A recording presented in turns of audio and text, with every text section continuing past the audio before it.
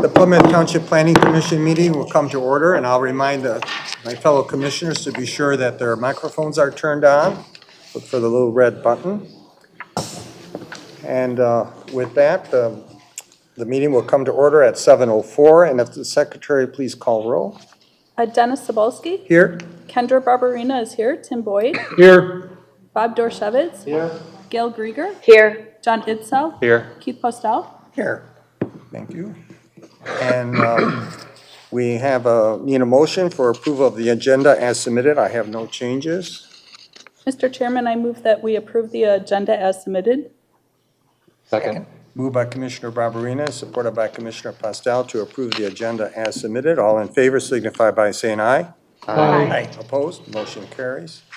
And now we need a motion for approval of the August 18th meeting. Mr. Chairman, I move that we approve the minutes of August 18th, 2021 as submitted. Your support? Second. Moved by Commissioner Barberina and supported by Commissioner Dorshevitz to approve the August 18th meeting. All in favor signify by saying aye. Aye. Opposed? Motion carries. And then the approval of our September 15th meeting. Mr. Chairman, I move that we approve the minutes of the September 15th, 2021 meeting as submitted. Your support? Support. Moved by Commissioner Barberina and supported by Commissioner Boyd to approve the minutes of September 15th. All in favor signify by saying aye. Aye. Opposed? Motion carries. Now we have public comment on any agenda or any non-agenda items. So if you're here to talk about an item that's on the agenda, that's not this time to bring that up. We'll be doing that when we discuss that item. So any comments for a non-agenda item? Okay, then we will move on. And we have a public hearing for the rezoning for a development called Town Place Corner. Is the applicant here? Okay, I didn't see you there. Okay, thank you. So with that, Ms. Howe, you could read your report. Certainly, thank you, Chairman Sobolski. The application before you this evening is for a rezoning at the 5 acres at the northwest corner of McClumpha and Ann Arbor Road. I'd like to start off by acknowledging that a rezoning is a permanent change to the land use. It runs with the land regardless of any changes in ownership in the future. The site is zoned the R1H Single Family Residential District, and the requested rezoning is the R2A Multiple Family Residential District.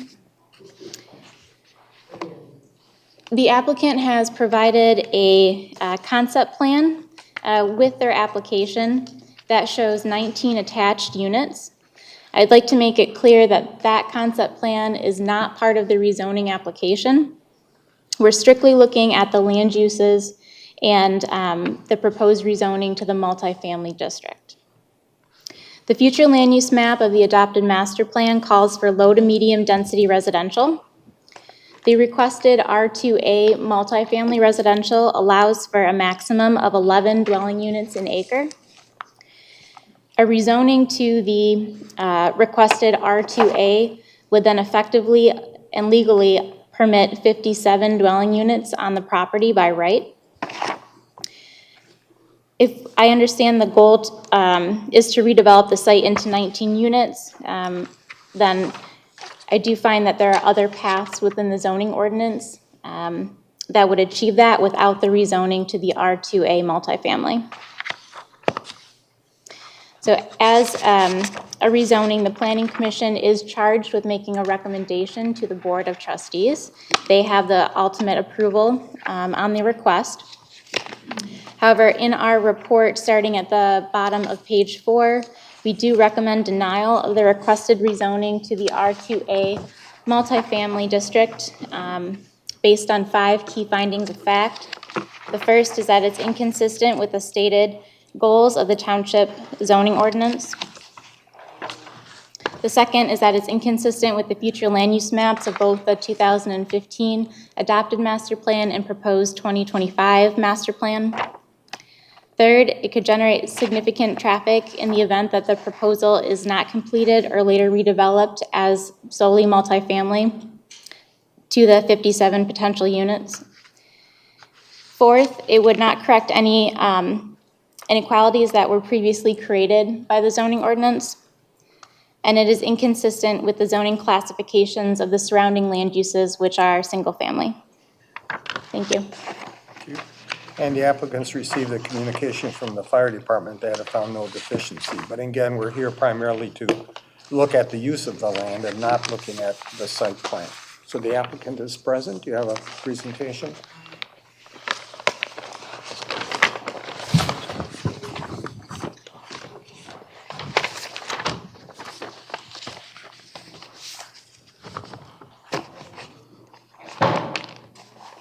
Hello. Thank you for the opportunity to present this project to you. My name is Leo Gonzalez. I'm a Finnish management holders, Roman numeral 5.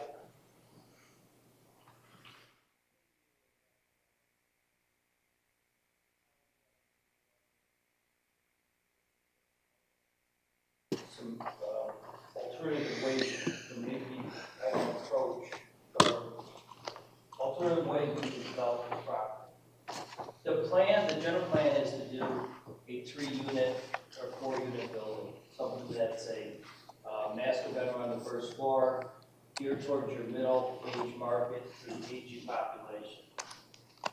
Your recent master plan study showed that your population of 65 to 84-year-olds was going to increase by 11%.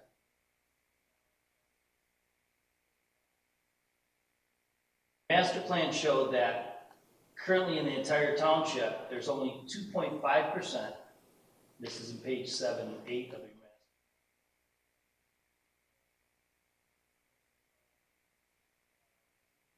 master. 0.5% of the product is multifamily or attached product. So I'm gearing this product towards a customer base that I think is already living here in the community, bought into your single family neighborhoods dating back 25, 30 years, and want a housing product that they can live in that is an affordable product, something that has a master bedroom on the first floor, and it's something that allows them to stay in the community and buy something on the west side of the township. Even the future projects that are planned currently, some single family product, maybe to some extent the product that's coming before you after my application, that product is geared more towards a younger customer. And if your population of the township continues to age, which it will, there's going to be a need for this type of product. So I kind of look at the market first. I want to build something that the market will support. And I looked at your ordinance. And although, as it was pointed out, I'm not trying to achieve 11 units per acre. That's not my goal. But unfortunately, in your ordinance, it doesn't apply, doesn't allow me to do attached product of more than 2 units unless I go to a cluster. So only where in your ordinance does it allow you to do attached product is in the cluster under the R1H, R1S zonings. So and even in the R2 zoning, it only allows you to do 2-family, which my interpretation is a duplex. So that was the essence of why we asked for the R2A. Certainly, I would be willing to reconsider not going for the R2A if we had a structure whereby I could build 3-unit buildings on this property. I think I have 1 4-unit building, but primarily 3 to 4 units. Now, the ordinance also does say that you cannot build more than a 4-unit building, and that would not be our intention at all either. So, although on the surface, the R2A is a much more heavy use of zoning for the adjacent uses in the area, I feel that's not the spirit of what I'm trying to achieve here, and certainly the site plan that I presented to you reflects that. There will be more units. I've got another section to the north that we haven't planned. It will likely be somewhere around 6 more units. Right now, that plan shows 19. So to kind of bring some conclusion to that, if I could come up with a zoning that would allow me to build upwards of 25 units, 3-unit buildings, in some cases, flats, depending upon the land configuration, then I'd be willing to evaluate that and see how it would impact the project. And be able to enhance me moving forward on a project such as this. You know, there's built a lot of great single-family residential homes here over the last 30 years. I know that as the one myself. And I find in my own neighborhood that we've got this aging population that's up in the 60, 70 years old, and they're kind of at a crossroads right now that they can't leave their single-family home because it's not a product in the community that kind of meets what their future lifestyle requirements is going to be, that being having a master bedroom on the first floor. The function of the attached product is just really a function of where the market's at, not necessarily the fact that I'm desiring to do an attached product. Having said that all, I think it also, one of my overmounting goals is I want to be able to deliver a product to the community at an affordable entry point. I built some other product in the community. I set up thinking it was going to cost me one price, and it ended up costing us a lot more because of construction costs for site work, construction costs for vertical construction, and all those items add up. And the only way I can hopefully, certainly, you know, you set off on this path, but the only way that we can hopefully deliver a product to the community in the $350,000 to $450,000 price point for condos, a condo, would be to approach it from this attached, I'll call it attached product development. That's kind of the mindset of why, you know, why we're driving back to that. You know, this is a unique piece of property, very heavily wooded. We would work with the woodlands there and try to preserve as much as we can. A attached product allows us to reduce the amount of impervious surface that we're creating, thus creating less runoff of water. It allows us to reduce the footprint of the units that we're creating, thus utilizing less of the land with hopefully the net result of being able to create more open area and wooded area for the benefit of the residents that live there, as well as the benefit of the residents that live around this project in the future.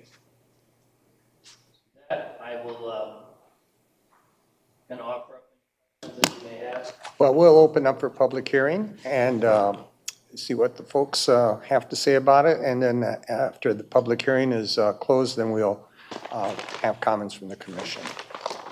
Thank you. And before I open it up for the public hearing, Laura, can you, because we are here primarily to examine the use of the land, rather any site plans that he has submitted conceptually. Okay. Can you just remind everyone what other uses are possible if the rezoning were granted? Certainly. So in the single-family residential district, there are, of course, detached single-family homes. There are religious institutions of a smaller scale, public institutions. When you move to the R2 or the R2A, the multifamily districts, there is an introduction of other uses such as a hospital. It would be more intensive, likely located on a major thoroughfare. And how about multi-story buildings? Would they be permitted? Yes, To what limit? 3 stories. Okay. All right, so there's always the possibility that the site plan that is being submitted conceptually could change with time. And one of the other uses that Ms. Howe just outlined could also be put in there. So with that, I'm going to open the public hearing. We limit public hearing or your comments to 3 minutes. Everyone gets to speak One time, I asked you to be clear, concise, and cogent. I view these opportunities as an educational opportunity. So we're going to learn from each other. You and us are going to be teachers, and you and us are also going to be the students. So we respect each other for that, and we thank you for coming. It's always great to see a large crowd, so you get more diversity of opinion and thought. So who wants to be first, if there's anyone here? Chairman, Yes. we just need to open the public The hearing. public hearing opens up at 7:20. Okay. Okay, if you could come up to the podium and give us your name and if you want, your address. My name is Deborah Cox. I live in Plymouth, in the township. But did I hear you say that if the land is rezoned, the developer can change it to some other use at some point? Doesn't either they or never, they don't have to. Right, so you've heard him speak as to what he's proposing to do there, but if those plans should fall apart for whatever reason, then the uses that were outlined would be permissible. Okay, thank you. Sure.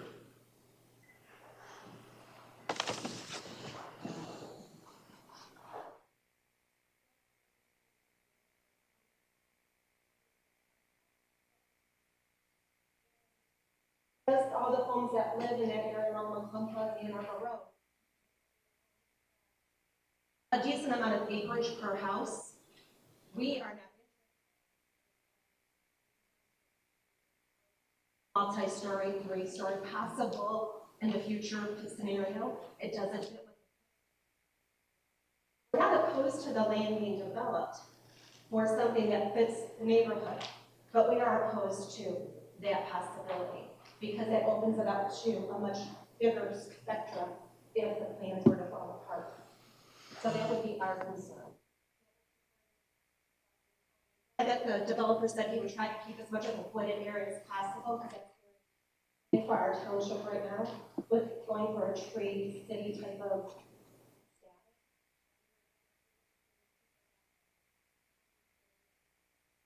The other question I would have with any building that would happen there is the pond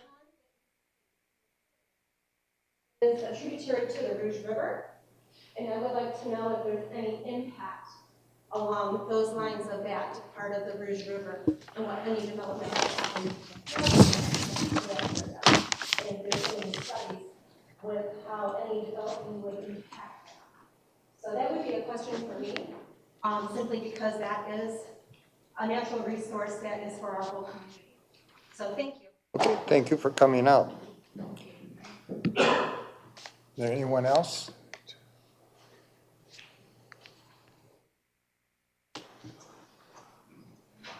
So I'm Chuck Mann. I just want people to realize that it's just not the 4 acres that is being proposed to be developed. The developer's talking about buying the back of this property, the north end of the property, right about where the arrow's at, and developing all of that too. The developer came in, showed a very nice plan of 19 units, but now we hear him say, oh, maybe it's going to be 25. Oh, well, maybe he's not even going to follow that plan either. Maybe it will be the 52. Maybe it will be 3 stories. How do we know? So, thank you. Thank you very much. Anyone else? Yes, if you come up to the podium, thank you.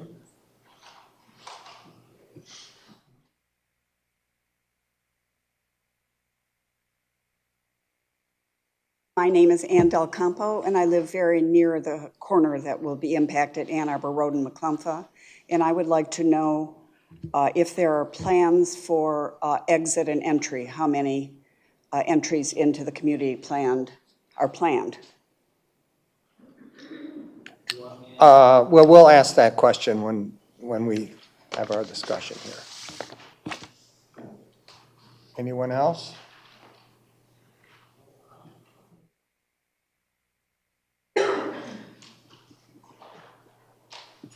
Well, my name's Mike Kenya, and I have the driveway with the little L to it there, right there. And all this property is going to back up to my property. And they're gonna do away with all the trees.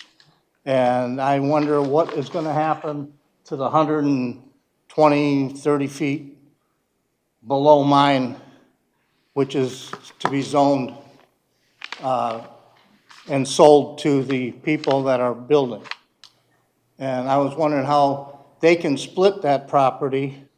And when I went to the township a while back to split my property, that was a no-no. So that's about all I want to say, and I want to know, what are they going to do with that little section? Are they going to build about 8 condos there? That's all I have. Thank you. Bob, do you have available the actual site plan, the conceptual site plan? Is that I don't digital? know, it's not in the packet. Oh, right? okay, all right.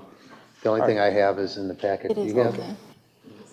Okay, thank you. Chairman Sobalski, Yes. Right, but, on the website under current projects, you Oh, can yeah, pull yeah. all of Oh, yeah. the, I forgot. Yeah, Site I'm plans just up. asking him to put up that conceptual site plan so you can better see it. And it would also help me to understand the comments that were just made. Where's it at again, Laura? Under, yep, community development, yeah, and then at the bottom, current projects. yeah, I forgot.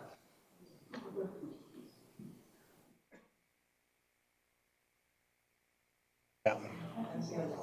Yeah, I think that's the Ox Club one. Oh.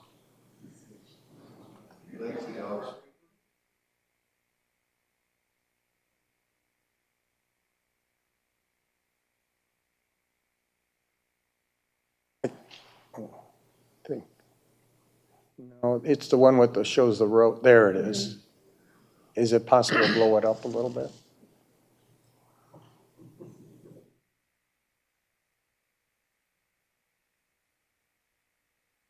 Okay, so that individual that was just here, where are you again? Oh, can you come back up for a minute? I just want to make sure that we all understand what your concern is, so could you just tell us again? If you go up to the podium, because we have it See recorded. where the, and then where Right. the extra 100 feet? Yes. About 130 feet north? Mhm. Well, we are on that property line, Okay, on the north. We're that other 2 acres there. oh, Which, okay. are you 9735 or? Yes. Okay. 972. So what's this about the split? Not your split that you had requested, but somebody else is splitting theirs? Is he splitting that property? Oh, so that's your question? Yes, my Oh. question is, he owns all the way to the back. Okay, Now, is that up for a split? okay, we'll ask that question. Okay. All right, thank you very much. Thank you. This, All right, is there someone else? Okay. My name is David DeFranco. I live on Woodlore Lane, about 2 or 3 houses north of where that image was of that lot. It's not there now, but my wife and I built our home in 2013, and at the time when we had conversations, many of the zoning ordinances and so forth was explained to us were put in place also to protect the value of the surrounding homes. And I listened to the proposal about market studies and aging populations and this stuff, but usually bottom line is when builders want to put more residences, it's because there's a financial advantage to them. And I just ask if we would consider what type of an impact does it have to the value of the homes surrounding the area if this project goes through? Because usually when you put more condensed living facilities, it's a detraction from the value of the homes in the surrounding area. And I where are think you that at should- again? Woodmore? So where the arrow is my next door neighbor. I'm in the house just north. That's my house right there. Yeah.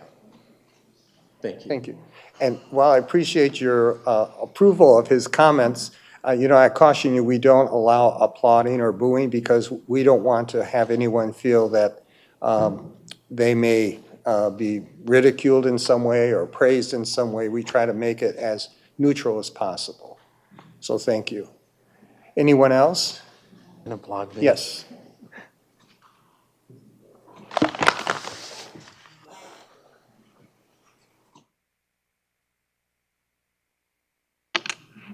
Tanya, and I live where Mike was talking about, right below, or right above where the stuff's supposed to go up. I have a concern about the property being redone, because our property is higher than the property that's up there to get, split or whatever, different rezoning. Our property is probably 3 feet higher than that property there. And we had to build that way because the water level was, they had to go 4 feet down to hit water, the builder that did our house. So I'm concerned about how that's going to be affecting our place, because we do have a berm or a higher level than the man next door. That's one of my concerns. And the other concern is that, where was the roads to get into the condos going to be on? Ann Arbor Road, but where are those entrances located?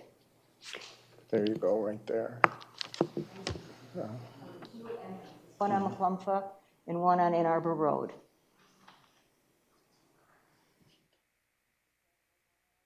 Yeah. Right. It's two access points to Yes. this, to the development. One is Right. on Ann Arbor Road. Right.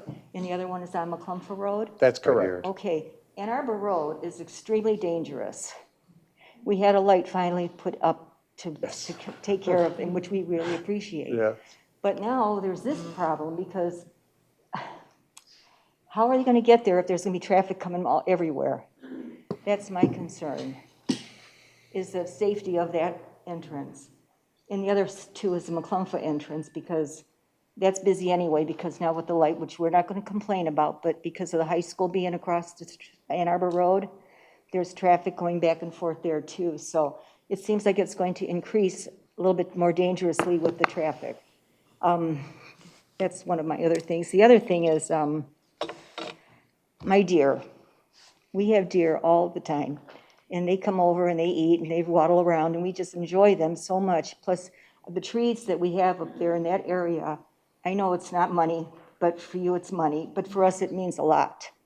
It means a lot to see the beautiful animals come in there. The turkeys, I know if you were in apartments or if you were in a subdivision, you wouldn't want that, but we enjoy it. And that's gonna be gone because there's a lot of trees on that property. And what's gonna happen? And when they do the lighting for these condos or whatever they're gonna be, is it going to affect our place, our peacefulness, our beauty? Are the lights gonna be on us? Are they gonna go up? Are they gonna go down? Or where are they gonna go? That's my big concern too. And I know it's money. That's what the bottom line is for you. But think of us too, please. Because especially if we don't know exactly what's gonna go there. Like you said, it would be the condos, but you could change your mind even though that's another concern. And If you can address the comments to us. I'm sorry. Thank- I never did this And your before. I'm 3 all minutes done. are up, so if you Yes, could I'm all wrap done. up your final thoughts? That's okay, yes. But I was concerned about the way our property is going to be affected by the Okay. building. All right. So All that's. right. Thank you very much. Thank you. Anyone else? Okay, seeing none, I will close the public hearing at 7:33. So if the applicant can come forward. Let me ask you a question that frequently public asks us, but they didn't this time, which is a little surprising. And you've been to enough of our meetings that you know this question keeps coming up. So you secured an interest in this property, knowing the current zoning. And so now you are before us for us to consider a rezoning. So why did you secure an interest in the property as it's currently zoned when you had plans for something that you knew, most likely, would not fit that zoning district? So, well, I had introduced, let's go back a little bit. Okay. I introduced this idea, this is not new before the board. I introduced this to you in January 2021, brought it before as a study session when you guys were starting to evaluate your master plan. I introduced it in April. Here's an idea, this is what I'm trying to achieve. Nobody and just look at it from a general standpoint of of what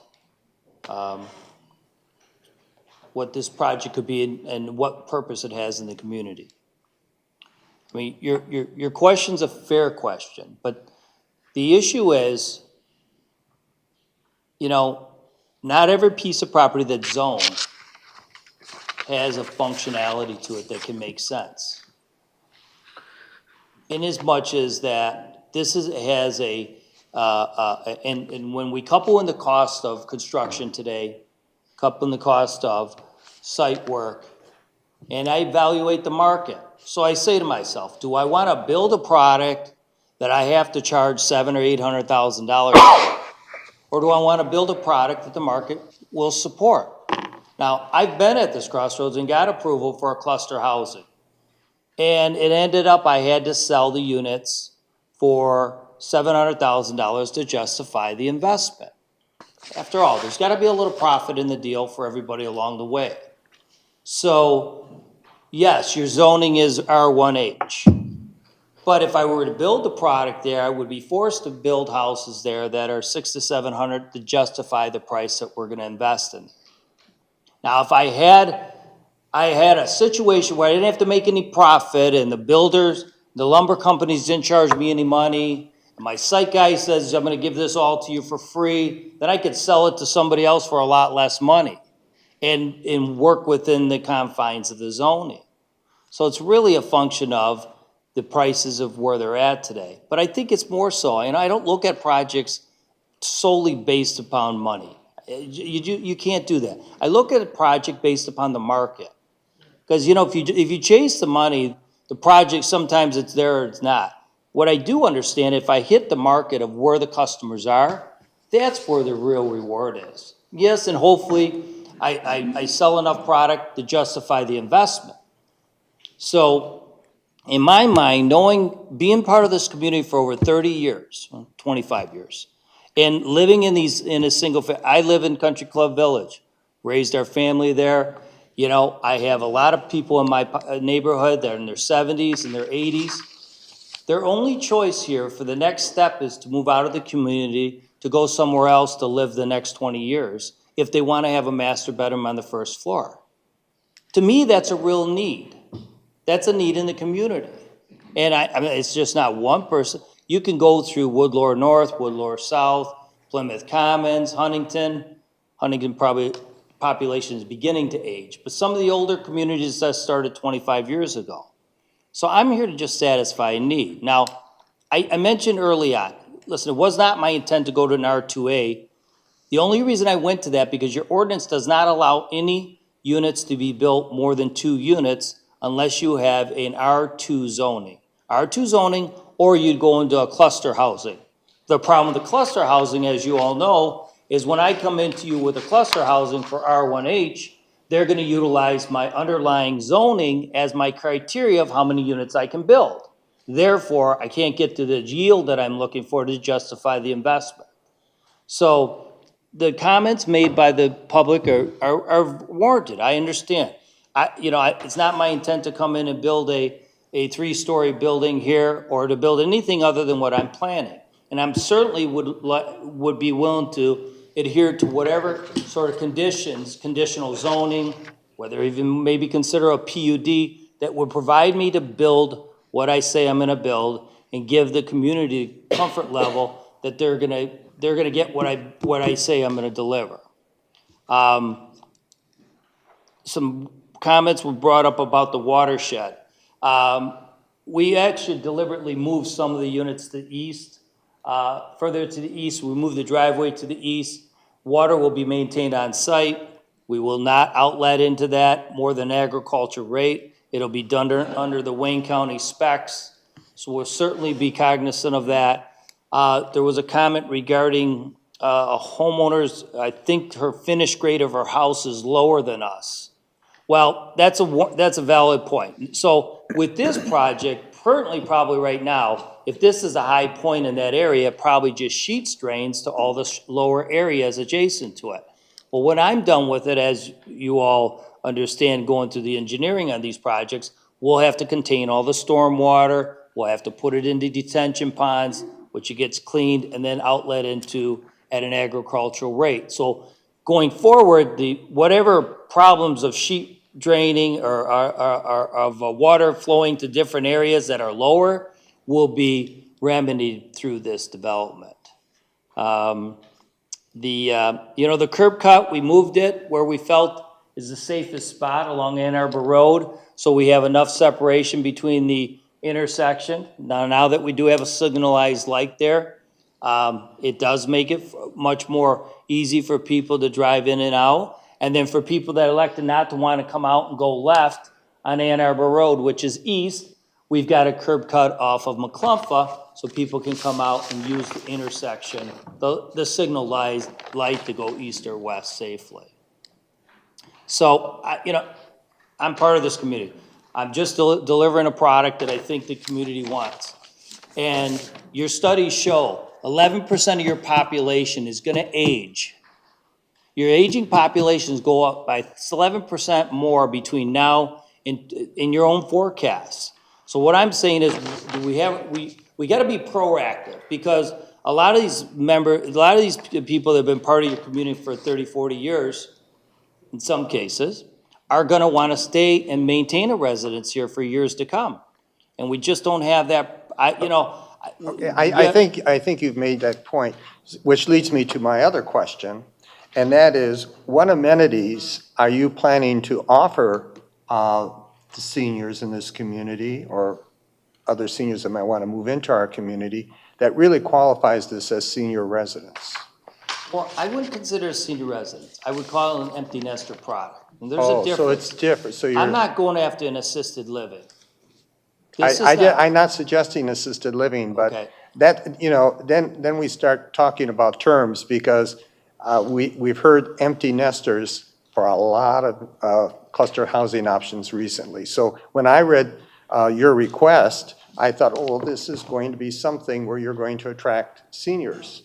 So you're just looking at anyone that is an empty nester. Anybody that's over, I'm not gonna dictate to people who wanna live there. If there's a customer that's a younger customer in their 60s that wanna move there, and they wanna have a master bedroom on the first floor, I will have a product. If there's a customer in their 80s that still wanna have a master bedroom on their first floor, and they're not in assisted living, and wanna go to this step before they go to assisted living, which seems to be the transition today, kind of stepping over the independent living, and they'll stay in this product for, as long as they can, until they need a services greater. Now, this will be well located to the amenities at the corner with the Kroger and the commercial, closer. In some cases, it may bring them a little bit closer to there. When you get done with your sidewalk program that's being implemented along Ann Arbor Road, Ann Arbor Trail, and Territorial, it'll be a much more pedestrian-friendly area for people to walk and utilize, walk to and from downtown, or to this point, to and from McClumpha Park, which is certainly a big destination for this area. So there's no age restrictions planned for this? We're not gonna age restrict it. Okay. I don't wanna dictate to people what, how old they have to be to live there. I think the product that's planned, whether it's a duet, whether it's a threeplex or a fourplex, overwhelmingly will gravitate towards a customer that's older than 65 years old.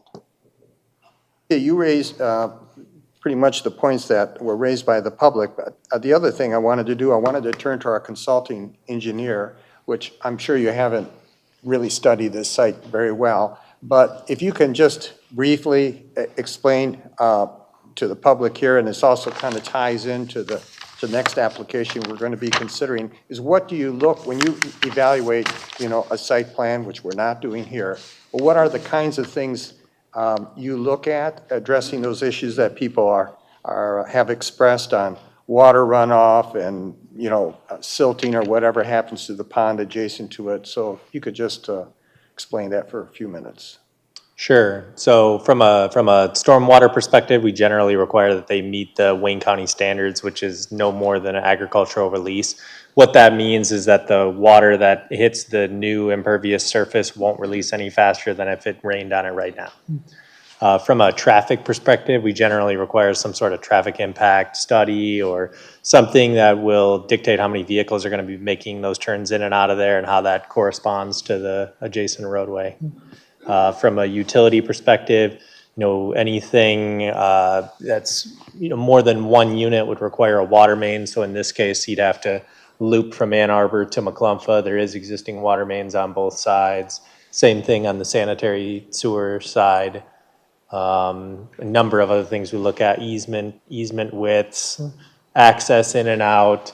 I can already see the road to the north off of Ann Arbor would need a T turnaround to allow units 3, 4, 5, 6 to be able to make a turnaround if they go too far. Yep, so number of those types of things is what we would look into.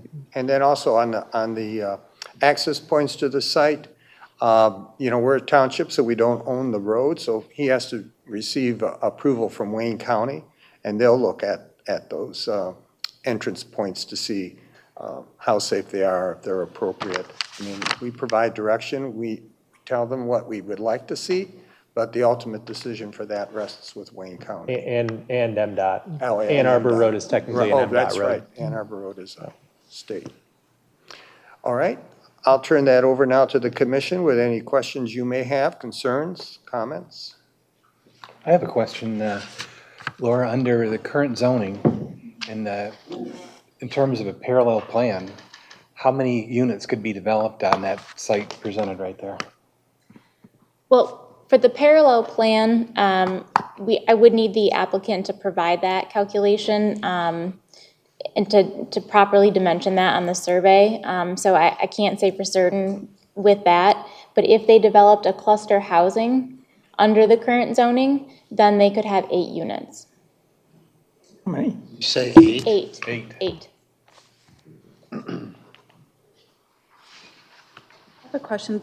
I think I heard a comment. Did you plan to purchase additional property adjacent to that? So the plan you see there also already includes that. Okay. That's about a 1.1 acre parcel. The lines that you see that go through it are basically the 45, they're the 87-foot setbacks that we would plan on doing. So we would, to the point of someone that had a question, we would put another 6 units in this section that would bring it to 25. So we're not asking, we currently have approximately 5.2 acres. That's part of the development envelope. And the intent is to add another 6 units. Just off the end of that stub road, and of course, design a road that meets the Wayne County and the engineers' standards and requirements. But if we change this zoning, you could have 57 units. No. I have 19 right now that I'm planning. I'm gonna add 6 more, that'll be 25. Right, in your conceptual plan, but if we rezoned this, you could have more. Clearly, but my intent was not to go after the units. I laid out 19. It's actually, the yield is 3.6. I think when I calculated, when I put the 6 in there, that it would come to 6 units per acre. So that's the spirit of what I'm trying to achieve. And I was only going to R2A, and I don't mean to be redundant, repeat this. I was only going to the R21A is because it's the only classification in your ordinance that allows more than 2 units in a building. Okay, so our master plan, we're updating it right now. And Yeah. I've mentioned this before too. Did you ever make comments on the master plan? Oh, Like- no, I actually presented to you. In That's- January, we presented I a project. understand that, but did you ever submit comments to Laura? No, because I was said at that point, best to bring it back before your planning commission, because it was not gonna be an item they wanted to address at that time with the master plan. No, I Because think it it- had gone down too far down the process. Because I think our master plan is still open to comment, is that right? It is. I'm So, more than like- welcome to do that, and you brought it up before, and I thought it was a great suggestion. I wanted to be part of the master plan. I wanted to introduce it, I did introduce it, But the feedback that I got, that the master plan opportunity to make any changes had passed, and that I should bring it back before the planning commission as a separate item such as this. It's still open for comments, so we can still make changes to the new master plan. My point is that right now we have a new master plan out that is open for comments, and that you're asking for something that does not coincide with either our existing master plan or our future master plan that we're working with. And I just was wondering if you had ever made comments or. I'm more than welcome, I'm more than glad to do that. If that's the direction that the planning commission wants me to take, and you want to bring it back up into your master plan section, and, because true, it doesn't meet the master plan, and I knew that, I've been doing this for 30 years. I understood that if we got to this point, that potentially that could be a hurdle that I can't clear because it doesn't meet the master plan underlying zoning. So that's why I introduced it early on in January of 2021, when your master plan was just starting to gain some steam and they're finishing up the final version.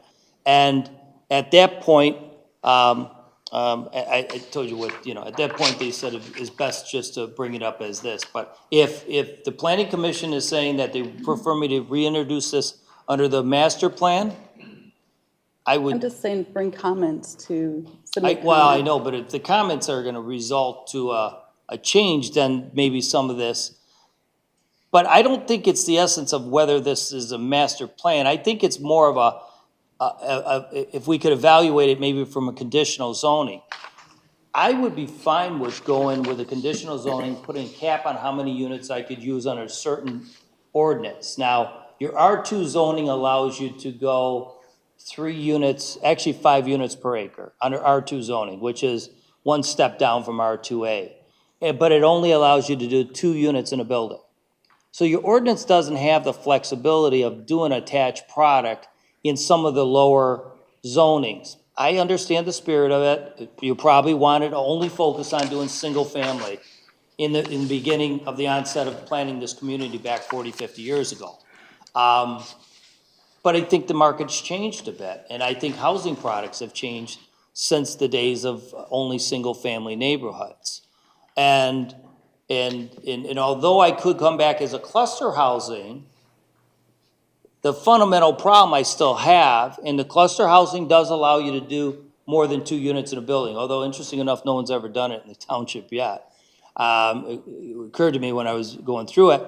But under that scenario, I still have this R1H zoning that only allows me to do 8 units per 8 units for the amount of land that we have, based upon the zoning density requirements. All right, which leads me, since we're talking about the master plan, so you're very familiar with it, obviously, the current one and the proposed one. And I'm sure you've looked at the land use map, it's part of that. And so when you look at that and you see, God, if it's yellow or orange color, the area around this color would be sort of a brown shade. So how would you propose that if we were to approve your request, recommending approval to the Board of Trustees, what justification could we use to approve, possibly recommend an approval to the trustees? So I would go back to your master plan. You've done a great job on your master plan. The master plan says your aging population is going to go up by 11% in the next 20 years. That's number one. We got to have some housing product that meets that future customer. You built 120 houses in this community in the last decade. Great, 120 new homeowners that have been part of this community. But you're going to have these, and I think it's somewhere around 85% of your product in your community is single family. Of that 85%, over 50% of it's over 60 years old. So they're going to continue to age. So how I would present it is that and you even discuss it in one of the provisions. It's called the middle market, okay? Now, you touched on it because you said that people want a duet house it was, you got into what a middle market was, but I think it didn't go further to say that a middle market also could include a customer that will live in a threeplex or a customer that will live in a fourplex, which is a reasonable conclusion to come up with as well. So you have some of the tools already, and, maybe if I go after a zoning that's, I wouldn't recommend if I could get attached product at 3 units per building, and I need a 4-unit too, I think, because one's a 4. If I could get a zoning recommendation that allows me to build a product in 4 units per acre, which is 25 units on 5 acres, then we could have something we could recommend. Or maybe I'd have to do the analysis. If we went to a R1S zoning and we did the cluster, the problem with R1S, it only allows you 1 unit, I think it's 18,000, pad site of 18,000 square feet. And I'd have to kind of assess that. I mean, Yeah, I understand your point. Those kind of zoning areas, though, are not in the midst of the area that you're looking at. And frankly, to be frank about the whole thing, your argument about seniors falls apart for me because it's really not seniors. I mean, you said that yourself. There's no age restriction. It's for empty nesters. It's just like most of the other cluster housing options that we've approved are really empty nesters. So that's how I'm viewing this particular project. It's not a true senior place. So a master bedroom on the first floor that's gonna cater to someone that's over 65 years old is not considered a senior? I don't know. I live in a house with a master on the first floor, and I bought that house when I was in my 30s. Yeah, because they have Cape Cods back then, you're right, and they still have them, you're absolutely right. But it's a customer that might be living in a 3,500 square foot house that wants to downsize to something around 1,800. Yeah. That's what's kind of driving it. It's not geared towards families.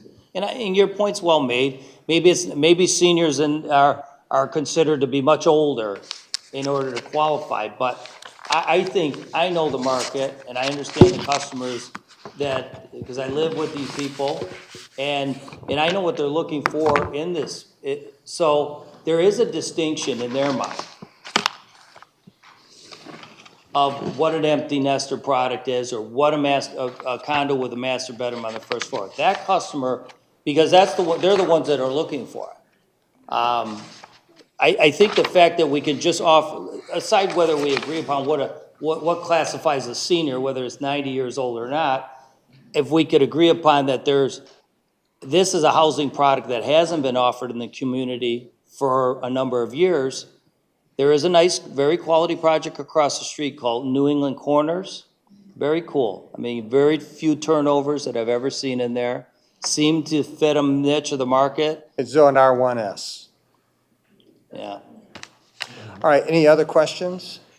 Do you have any idea how many of the dwelling units that we have in the township that have your first floor bedrooms? That would include ranches.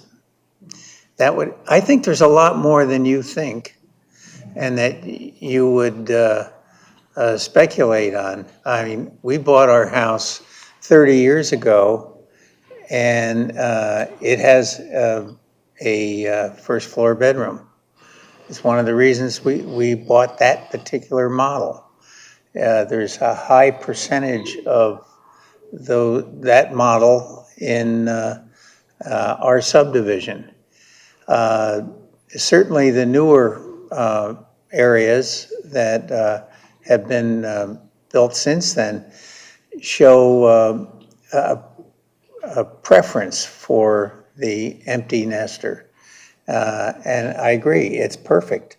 But the idea of diminishing with too many floors and too close together, that surrounding area just doesn't appeal to me. That it's certainly going to have an effect on values. It's not going to increase the values. Well, and there are a lot of ranches in the community, and probably 5 to 10% of the single families are Cape Cods, if I had to estimate. But then you're forcing a senior or someone that's aging, that's over 65 or 75, to move into a ranch that you might be selling, or anybody that's selling a ranch that's not a maintenance-free product. There is another element to this. They're trying to simplify their life. They don't want the maintenance of the houses. They want someone else to take care of the outside.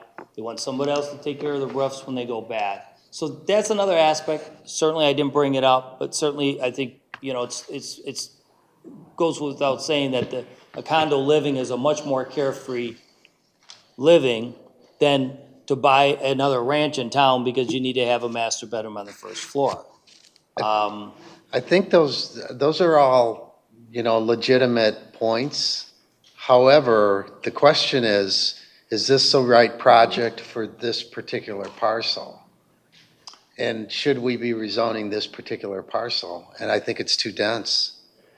So if not here, so where are the other choices that that customer goes It's to? not germane to the conversation. I mean, we've got a community of 27,000 people that want to maintain, a certain percentage that want to still maintain an address in the future. So where do those customers go in the future? Are they going to go to the single family off of Canton, the colonials that are being built, maybe some ranches there, right? A few that they can go into a single family neighborhood of families. Not as much maintenance free as a condo living provides. So, you know, the point is well made that, you know, maybe it's not best here. But what am I saying, if we understand that there is a need for it, then then where are we gonna put these people that wanna live in the community? We're gonna force them to go into a townhouse? Because there's gonna be some great townhouses, project coming up after me. It's gonna be a quality project, but it's not gonna be for everyone. So, you know, is there a compromise between, you know, density? Of course, I've offered that up. We can have that discussion. But there's not many pieces, as we know, on the western side of the community that are left to be developed. We got a unique opportunity to provide a product that hasn't been provided in this community for over 30 years. You know, the biggest argument that, in my mind, is like we go back to that master plan again. You saw the master plan, you saw the land use map that's there, and you know that we're very hesitant to go against the master plan. It weakens our position further down the line. And I think that solely alone is reason to deny the request. I tried to be part of that process. I brought it up to you guys in Yeah, but January, you brought it up, but I mean, it April. wasn't a formal meeting. And you know, we just told you, you bring it up before us. We don't take votes at study sessions or anything like that. No, So- but it wasn't implemented as part of the master plan ideas, so, and I respect that. Maybe it's not the idea that the community wanted in that master plan process, and, you know, that's, I'll accept that, but, I don't wanna feel like I haven't been proactive, in absence of not wanting being part of the master plan process. Okay, well, are there any other questions? If not, are we ready for a motion, or would you like more discussion? I've heard enough, and I don't think you've come close to meeting the standard for a zoning change, and I would agree with the planner that I'll be voting against or denying the change. Is that a motion? No? No, I think the motion, I will make a should. motion. Okay, and just, to the deny. motion could just say, would be to accept the planner's report as submitted and recommend denial to the trustees. Yes, I would recommend denial to the trustees, and in particular, calling out the 5 points noted in the planning report. Is there support? Support. Moved by Commissioner Postel and supported by Commissioner Boyd to recommend to the Board of Trustees denial of application 2405. All in favor signify by saying aye. Aye. Opposed? Motion carries. Well, good Thank you all luck. for your comments. Sure. Okay, the next item is application 2408. This is the planned unit development for the former Elks Lodge redevelopment. So if you just bear with me one moment.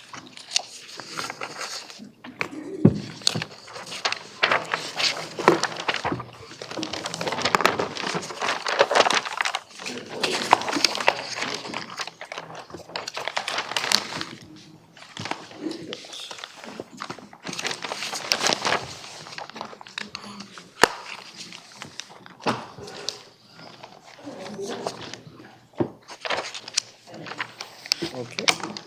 Ms. Howe, your report. Thank you. The development proposal before the Planning Commission this evening is a request for a planned unit development, also known as a PUD.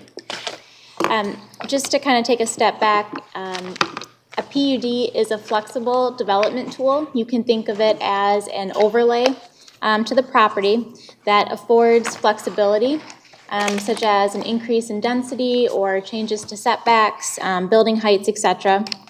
In exchange, though, however, for greater township regulation over the design of the site itself. There are several. If I can just expand. Yeah. So unlike the other application that was here, it's not a rezoning. It retains its current zoning, which is industrial primarily. And a PUD is I consider it always a contract between the developer and the township. And so there is greater control, if you will, greater input that the township would have with the developer.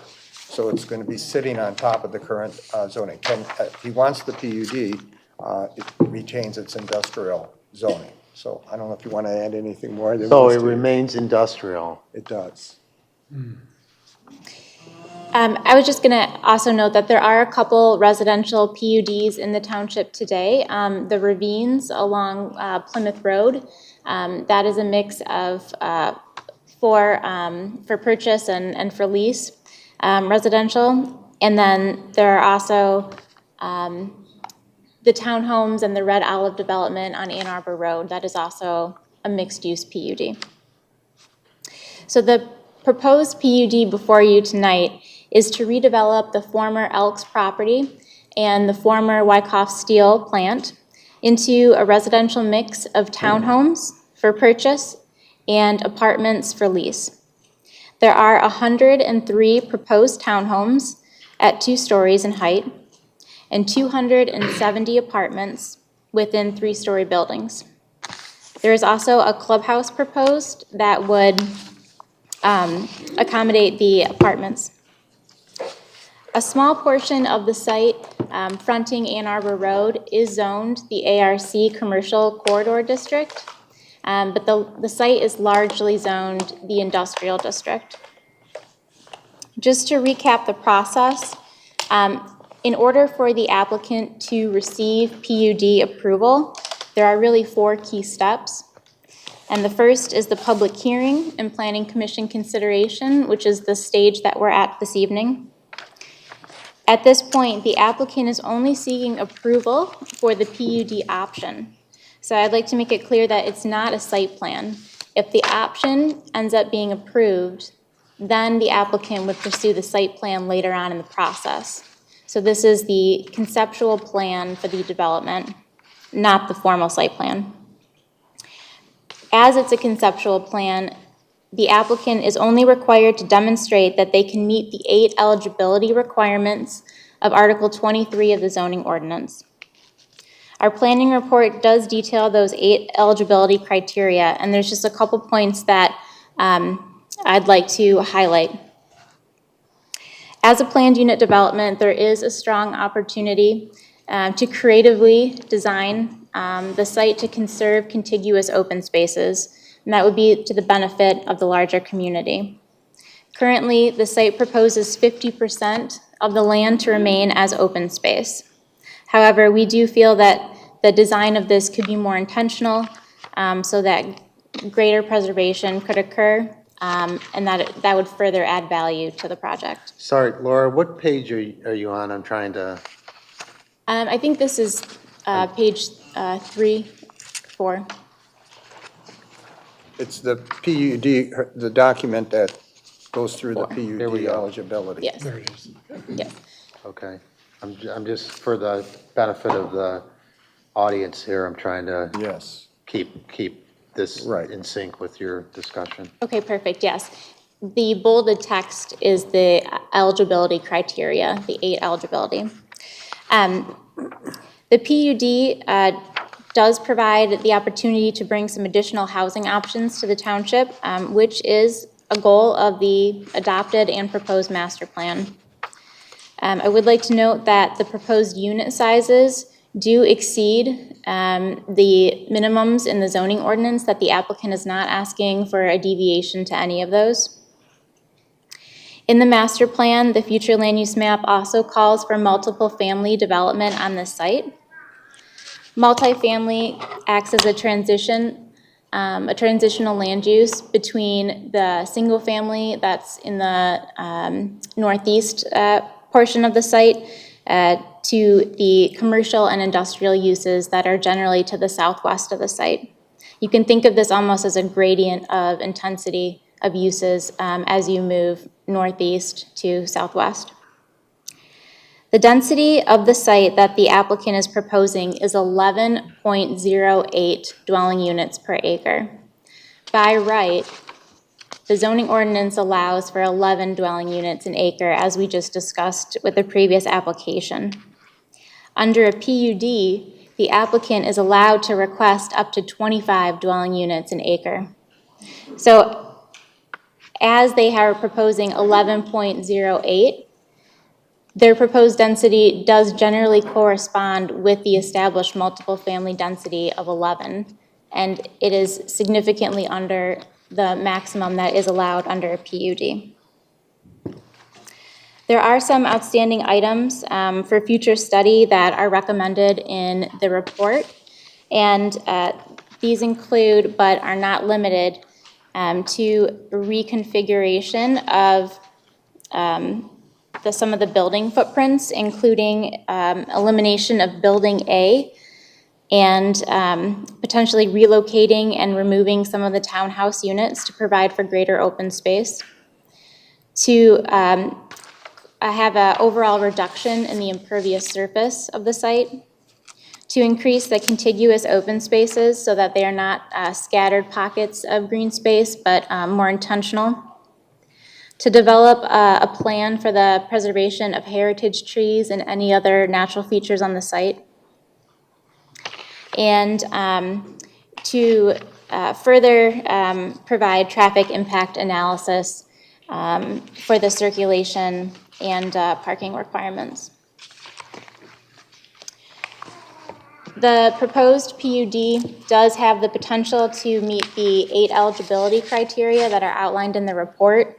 However, we do find that changes are needed to the conceptual plan and that further information is needed before the Planning Commission could reasonably take action on the project. So the planning report does recommend tonight that the commission go ahead with the public hearing, hear comments from the public, and any concerns from the community. To also afford the applicant an opportunity this evening to present their design concept. And then also take this meeting as an opportunity to provide feedback directly to the applicant.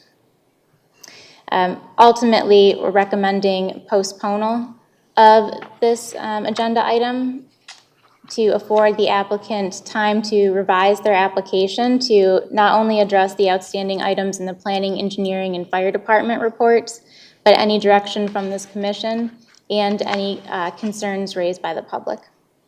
Thank you. Thank you. And our engineering report?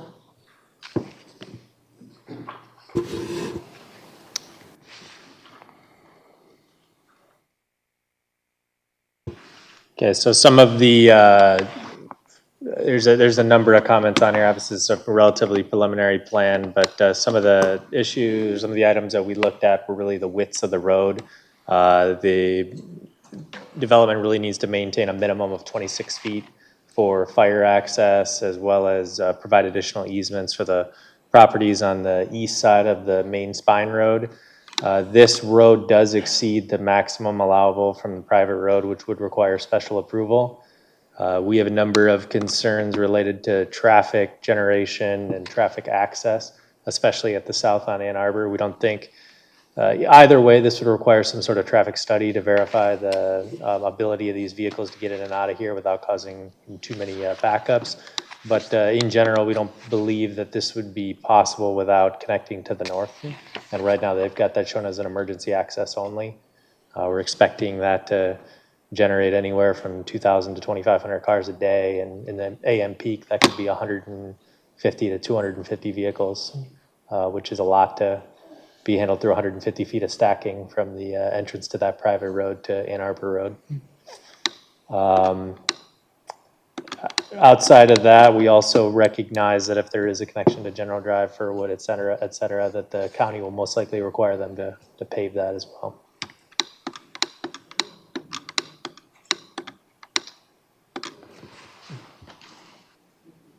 You're done? That's the bulk of the, Okay, bulk of the all right, comment. thank you. And the applicants received communication from the fire department that lists a number of deficiencies in this very preliminary plan. So the applicant is here. Okay, if you would step up to the podium and give us your presentation. Presentation. Oh, yeah, I got it.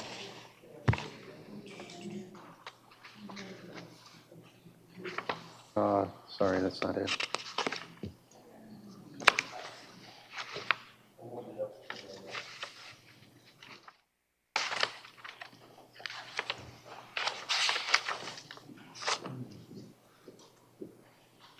I had it, sorry.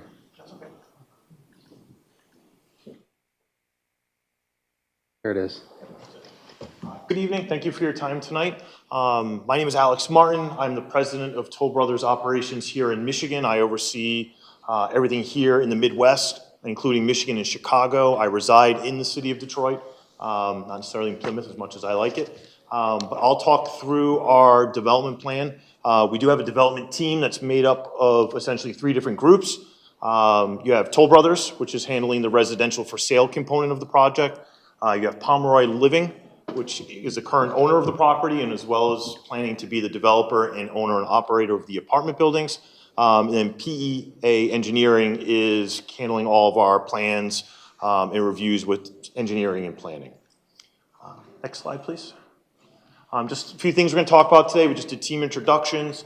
Just want to talk a little bit about the site plan itself. Get everyone up to speed on a number of neighborhood meetings we've conducted over the last several months. And then I'll handle an overview of the Toll Brothers component of the project. And then Nick Perino with Pomeroy Living will handle the apartment component. Next slide, please. So the project, as you can see, is being co-developed by Toll Brothers and Pomeroy Living. The entire site is approximately 34 acres. I think we've talked about before, the majority of the property is zoned industrial, with a small portion being up on Ann Arbor Road being ARC. We're proposing a planned development. It will be exclusively residential. There's no commercial or retail uses expected or planned. Project uses will be a combination of 270 rentable apartments, as well as 103 for-sale townhomes. Open space, approximately, or just over 56% of this property is deemed open space. That does not include, in that open space calculation, parking lots, sidewalks. That's truly green space throughout the project. Community entrance is on Ann Arbor Road via Gold Arbor to the south. And there is no direct connection as we have it planned today going north out of the project. There is, however, an emergency access. And that came out of some of our neighborhood meetings. Next slide, please. We as developers, both Pomeroy Living and Toll, we don't live in a vacuum. We understand that we have neighbors. Both companies have been in existence for decades.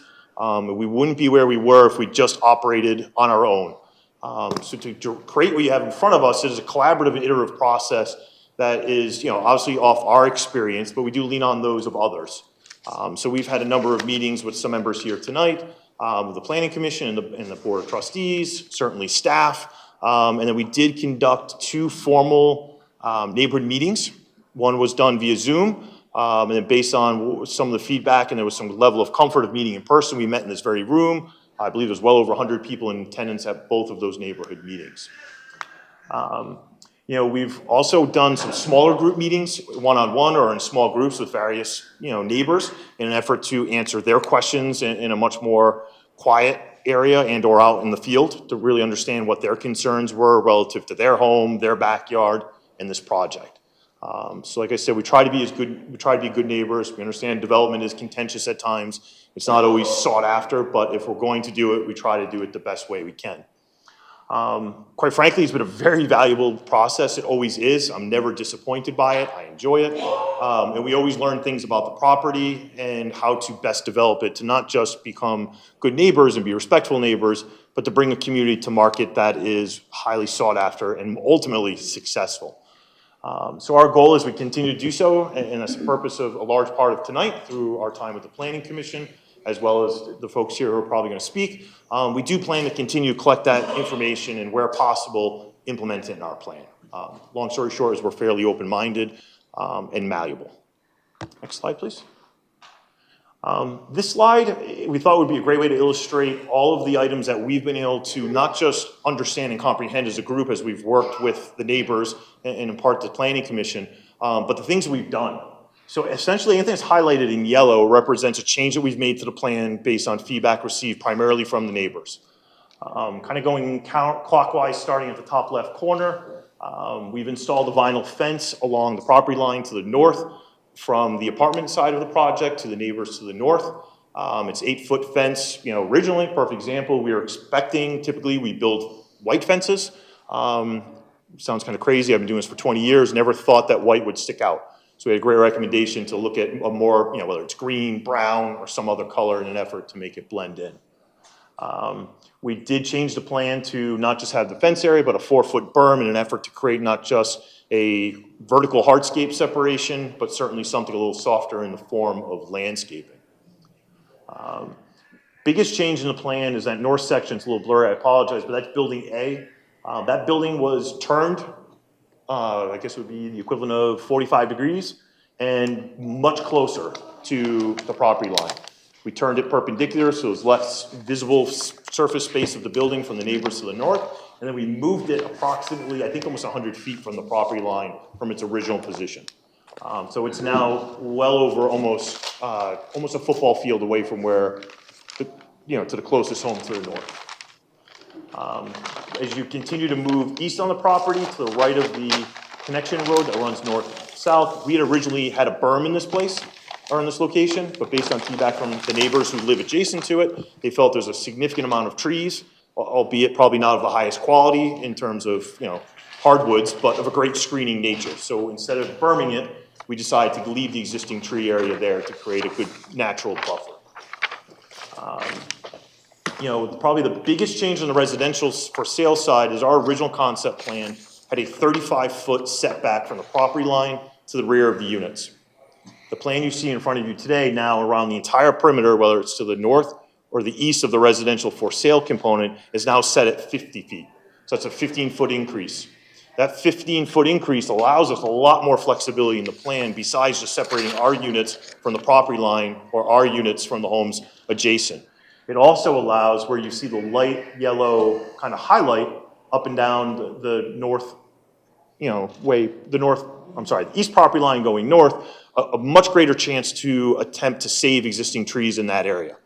Can't guarantee they all can be saved, but instead of having a 35-foot zone to try to save about 15 feet, which is what is represented on the yellow highlight, we now have a much greater chance in a 50-foot section to do so.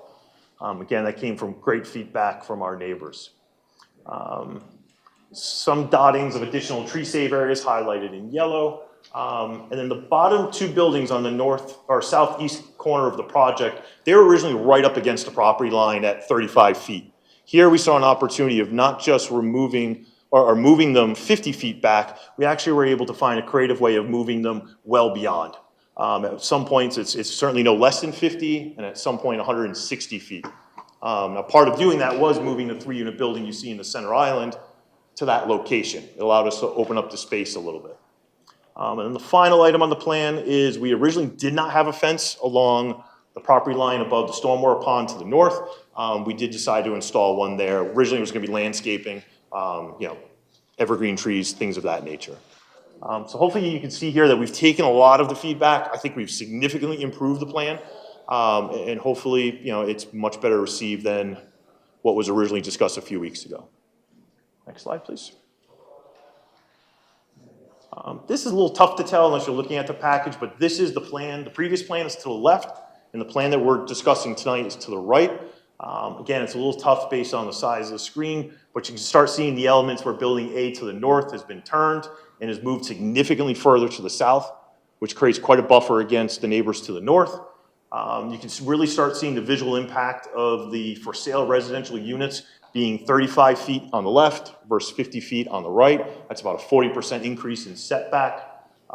Then you can see how we move the road and we're able to move the units on the southeast portion of the property further away from the east boundary line.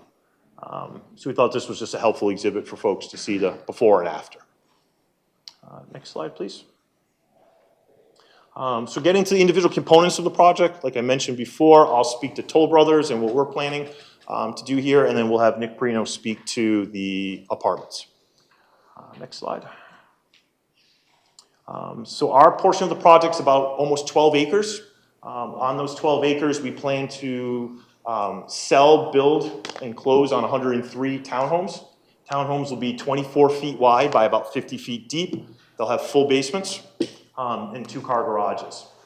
These homes they are 35 feet tall. They're 2 stories. That's the same height to the peak of a roof as a traditional single-family home would be. So they are no taller than a traditional single-family home. I know there was some confusion when we met last time with the neighborhood folks that our homes would be the same as the towns at Mill Street in terms of height. Those are 3-story townhomes. Those are very different than what we're building. They're narrower and taller. Ours are wider and shorter.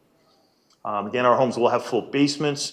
They range anywhere from about 1,850 square feet to a little over 2,000 square feet. Our homes do have some personalization to them. They are not just the same house spit out over and over. There's several floor plans and then a couple different elevation types. And then our customers can change the floor plans to their wants and needs, as well as the interior selections like hardwood and cabinets and granites and things of that nature. Our units do plan to be low maintenance living. All of the landscaping, snow removal will be part of the homeowners association, will be managed by that group. And then the materials in which we plan to build the homes are also going to be low maintenance. It's fiber cement siding, James Hardie's the product we use today, as well as stone. So the intent is not to have a product that over time will look dilapidated. We use JF Timberline shingles for anyone who's into shingles. I'm into shingles. Those are probably as good of a shingle as you could possibly buy in your home. All of these products have 20 to 30-year warranties. And it's not the warranty that's key in the products I spoke to. It's the quality of the product that the manufacturer puts such a boisterous and strong warranty behind it. It speaks volumes of the quality of the product, which is in alignment with the quality of the Toll Brothers brand.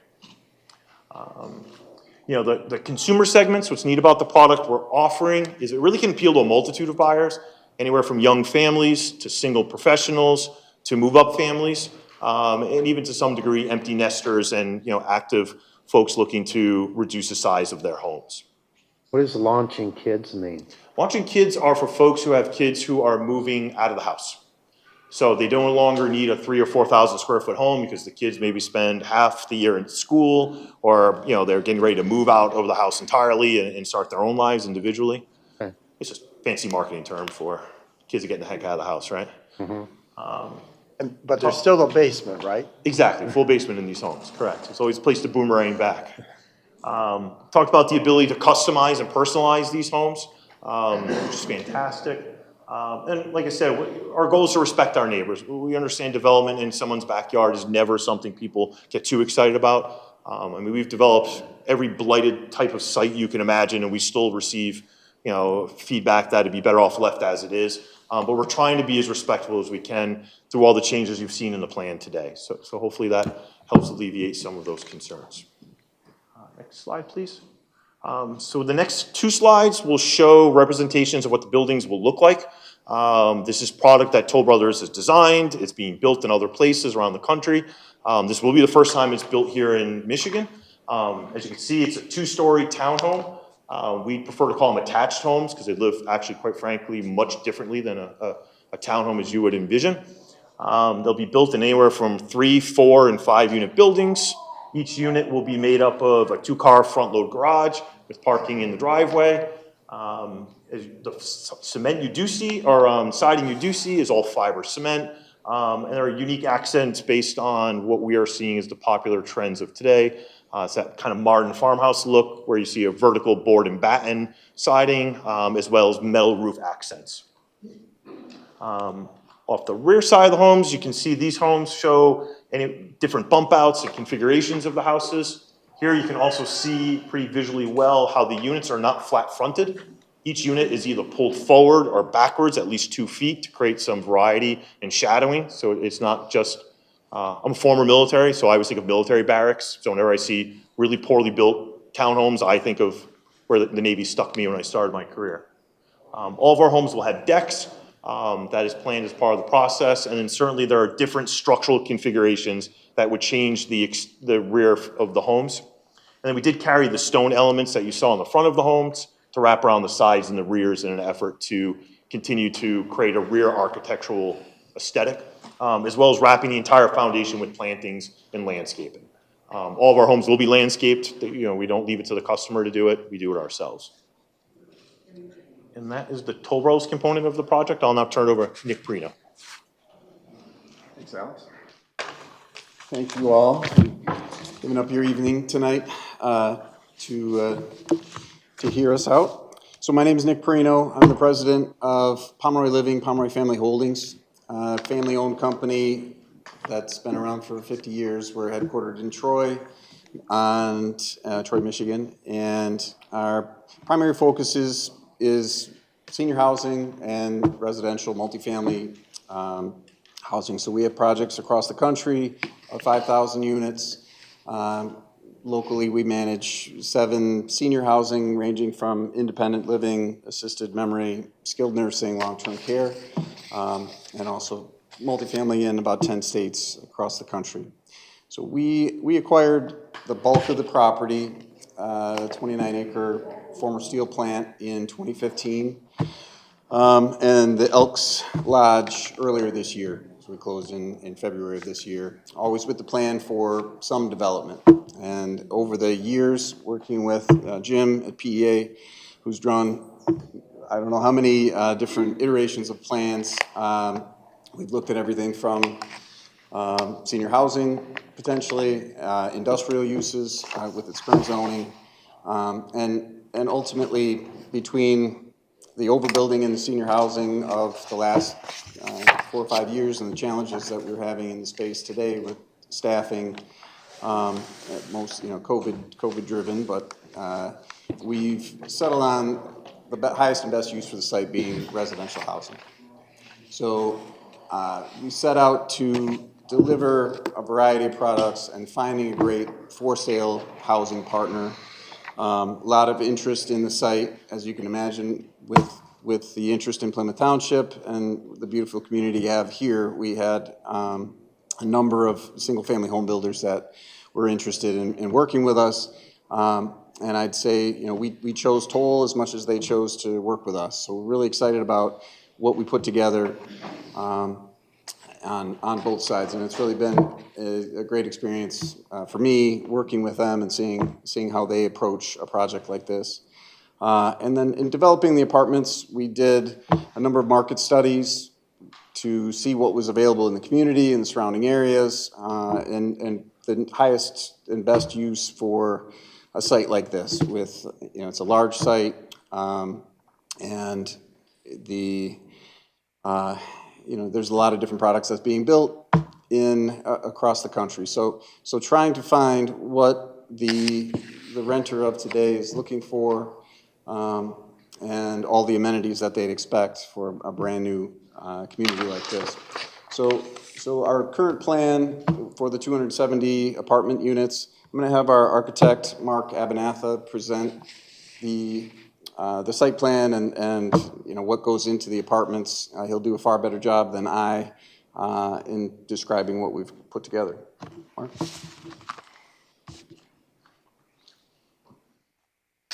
Thanks, Nick. Good evening, Mark Abenatha with Alexander Bogarts, the architects for the project. Can you?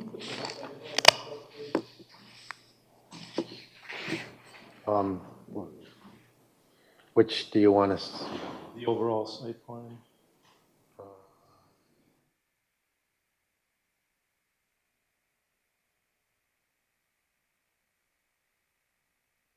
Here? Maybe, yeah, maybe so we can see the whole site.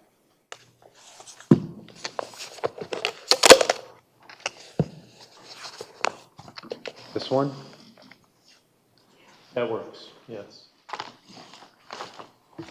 So I just want to say that we're extremely excited about the project.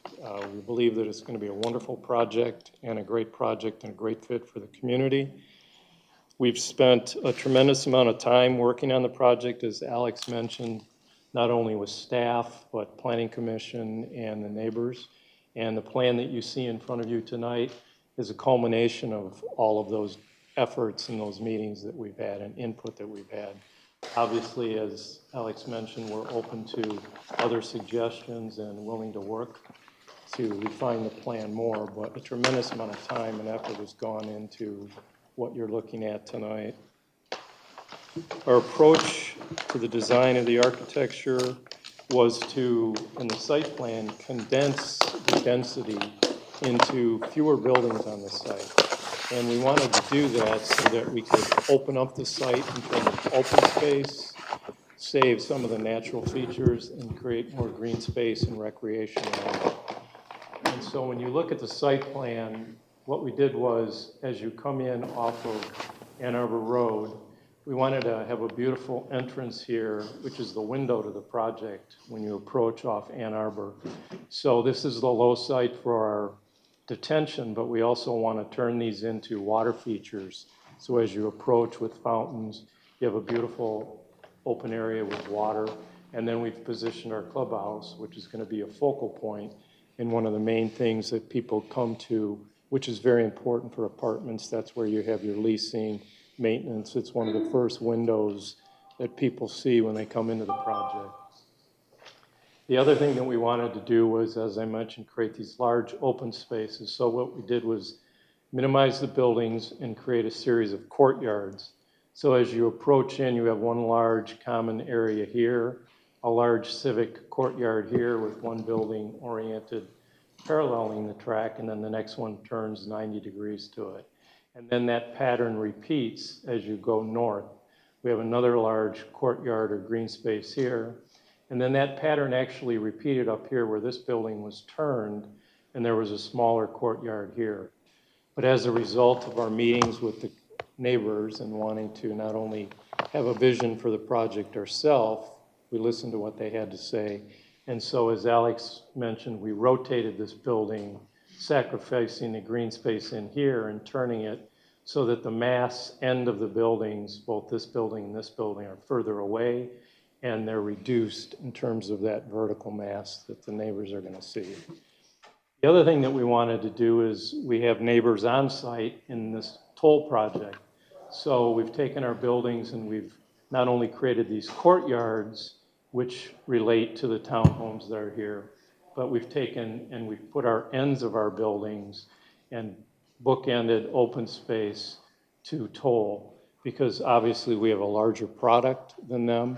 And so we wanted, just like we did here for the neighbors here, to turn our ends of our buildings towards them, so that visually as you drive through the spine road, you have these large expansive areas, and it creates a lot of interest as you move through the project. The other thing that we did was we have a railroad track here, and in terms of the building location and sound, not only by creating these large pocket parks and turning our buildings perpendicular to it, but the majority of the buildings' ends face that track, and that's helpful from the standpoint of sound. It also allows for green space here, dog park, which gets those buildings further away from the track. The buildings that are closer to the track and these ends, we're proposing to have special detailing in the walls and in the glazing to deal with the sound in relationship to the railroad.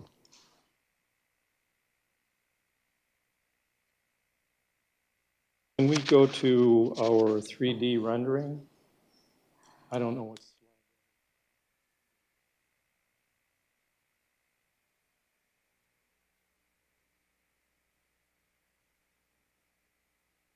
This building that we've designed, as Nick mentioned, they looked and did a number of building study or marketing studies as to how to approach the architecture.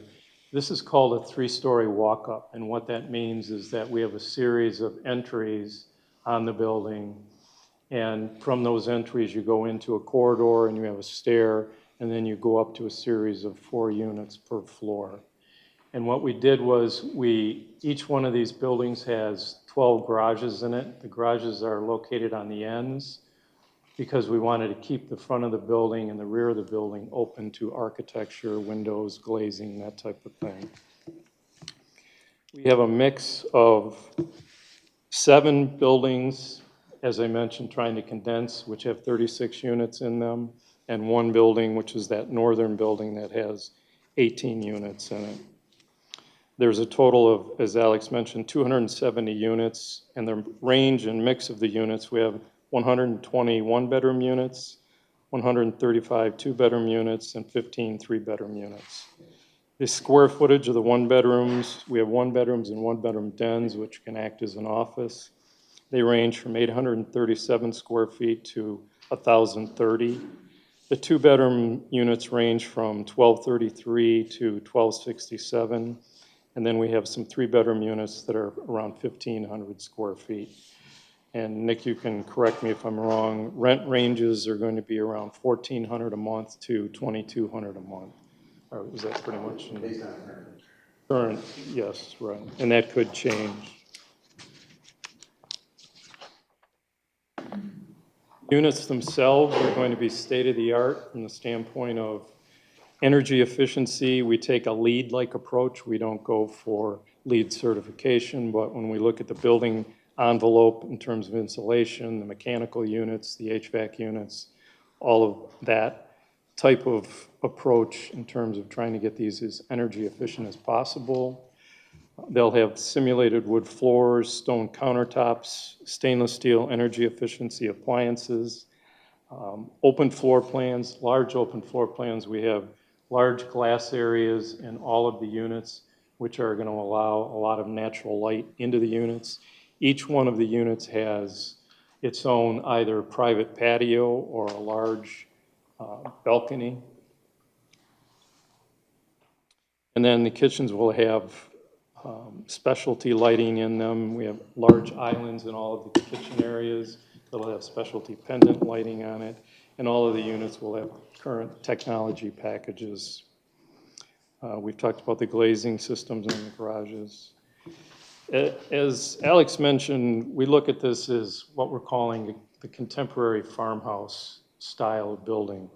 And when we approached this, we wanted to look at a project that complemented one another. So the architecture that Toll has going, we wanted to complement that. Typically, this kind of building, when you see it out and about in terms of architecture, doesn't have this kind of detail or look to it. What we tried to do is get a lot of verticality in the elevation, a lot of movement from front to rear with these elements back into where the recessed decks are, which creates these strong vertical elements. We've also, with the contemporary farmhouse style, it's different than some of the other architectural styles. The masonry that's on this building, which is a mix of stone and brick, is an accent material to the main siding that's on the building, which is a combination of vertical board and bat, horizontal siding with complement accents of shake. Also, like Alex mentioned on the Toll product, we've introduced shed metal roofs and shed awnings to create even more interest throughout the architecture. We've varied the details of the window from large triple stacks to 4 stacks to individual stacks. All of that helps to create a real interesting rhythm, shed details across the elevation. So that we think that this architecture is going to be, this is not only cutting edge, but it's something that is very popular not only here in Southeast Michigan, but across the country. So we think that it's something that's different than what is in the community right now. It's going to be a fresh new product brought in, and it's going to fill a real strong market niche that's not being filled right now.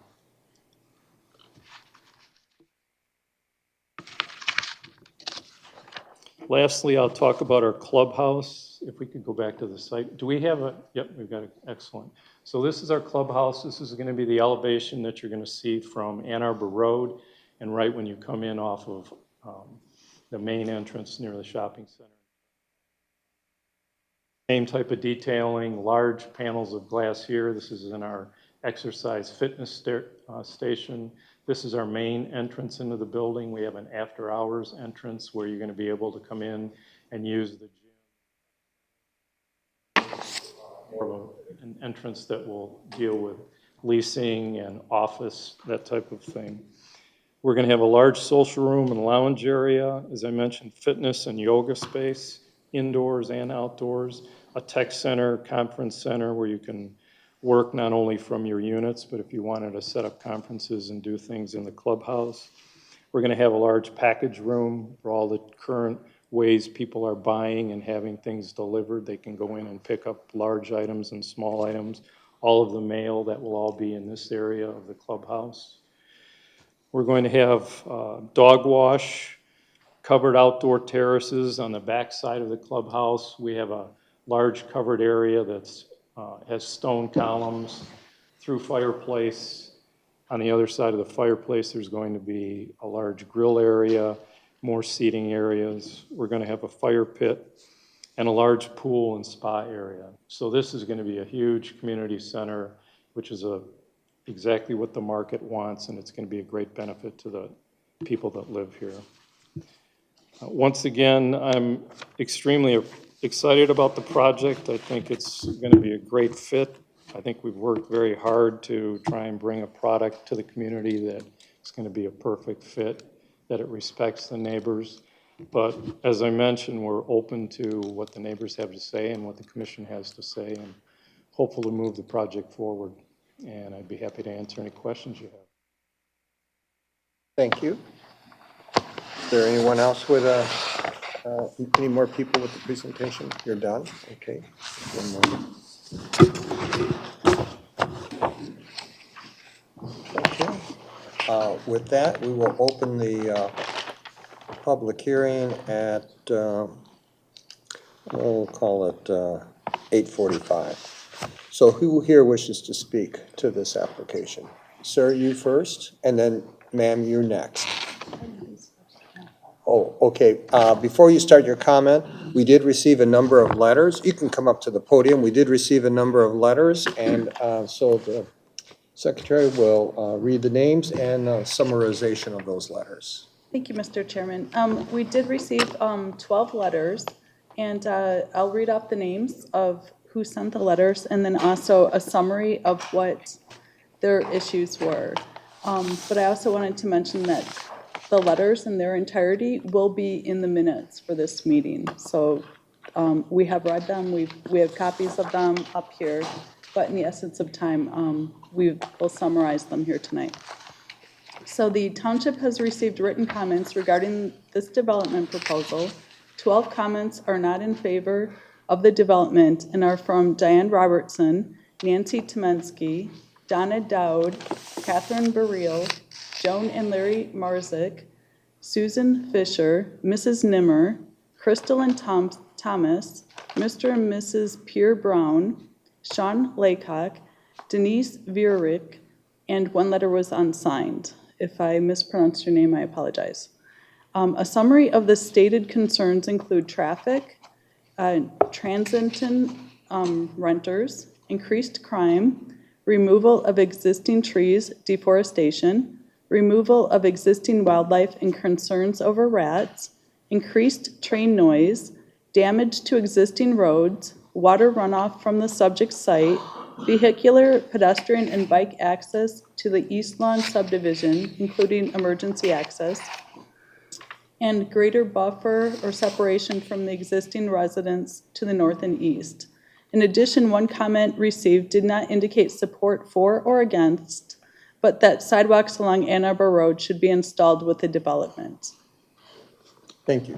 Okay, sir, we're ready for you. If you give us your name and if you want your address. Ladies and gentlemen, good evening. My name is Robert Miller. I live on the Waverly side, the north side of this proposed development. I rise in opposition to it, and I'd like to just briefly go over some of the things that fall into the ethics, pathos, and logic of this development. First off, they didn't say how long this was going to take, even if they were to build it. As a resident of the north line fence there, they say they're going to put up an 8-foot berm. Well, an 8-foot berm and a 35-foot house up against my backyard, looking into my back windows, is not very appealing to me. I think it's an invasion of privacy. I think that the destruction of the natural wildlife there that will result from this is significant. We have deer, we have foxes, we have owls, and a few other things running around that we sort of like. And they don't have a voice. So please let me speak for them. The population of this project is astounding. It would be like putting 400 people in your backyard and saying this is a good thing for the community. Well, I don't think there's enough lipstick in town to make this a good idea. I know a lot of other people want to speak, and I just want to lead with and the noise that something like this would provide to all the neighbors in the area. And I thank you for your time. Well, thank you for coming.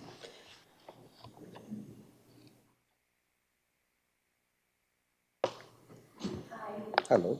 Thank you for listening to us. My name is Denise Robinson, and I've lived in Plymouth 55 years. My home, 30 years. I strongly oppose this, and I think the engineer, 2,500 extra cars on Ann Arbor Road. I left my house today at 10 to 7. I live on Maryland Street across the south side. South side. It took me nearly 2 minutes to do a right turn. We have no light, no way to get out of our subdivision. If this goes in, we're looking at a tremendous more amount of traffic. And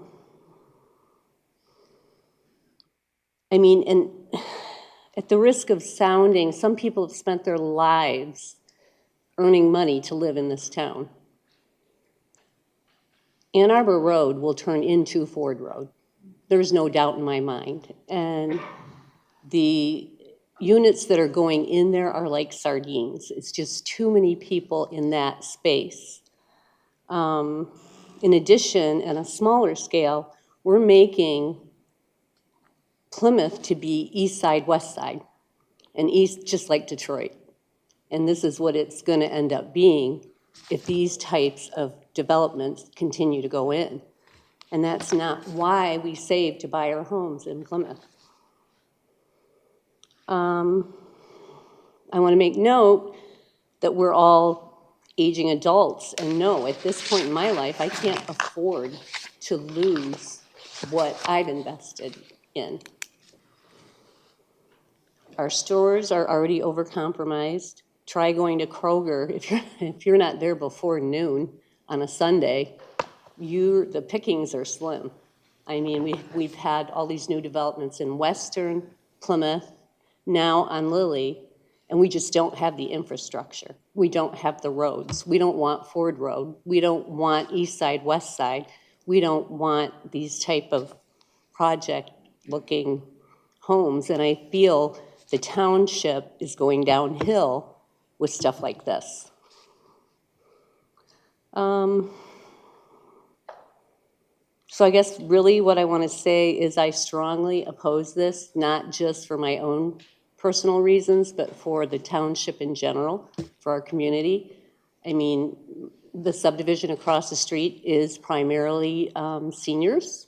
We're at the end of our working careers, and we can't afford to lose. And you know, we're blocked in right now. And if they go in, our values are going to go down. Nobody's going to want to live in that subdivision. And I would really appreciate it if you would take that into consideration. Thank you. Thank you for coming. Next person, I think one's coming up here. Or not. Okay. Who else wants to speak?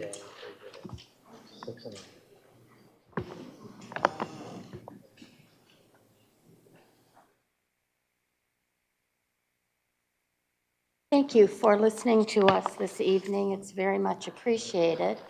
My name is Nell Burke, and I live across Ann Arbor Road, south, in a very small, very nice little neighborhood.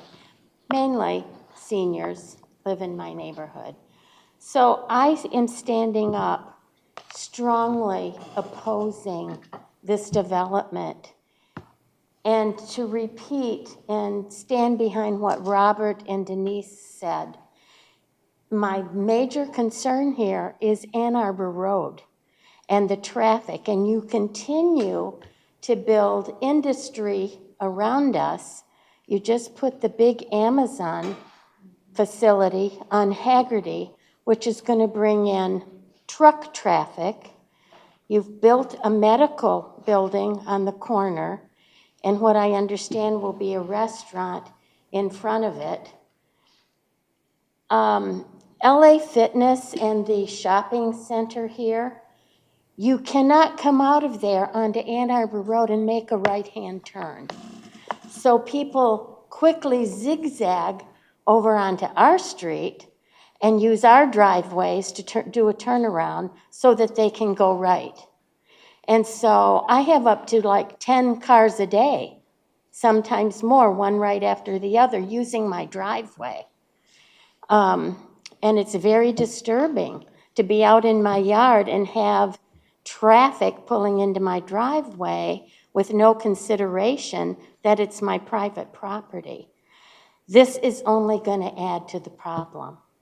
The density of the number of apartments and townhomes is astounding to me, that you're going to put in this small piece of property. Truly, it is like sardines in a can.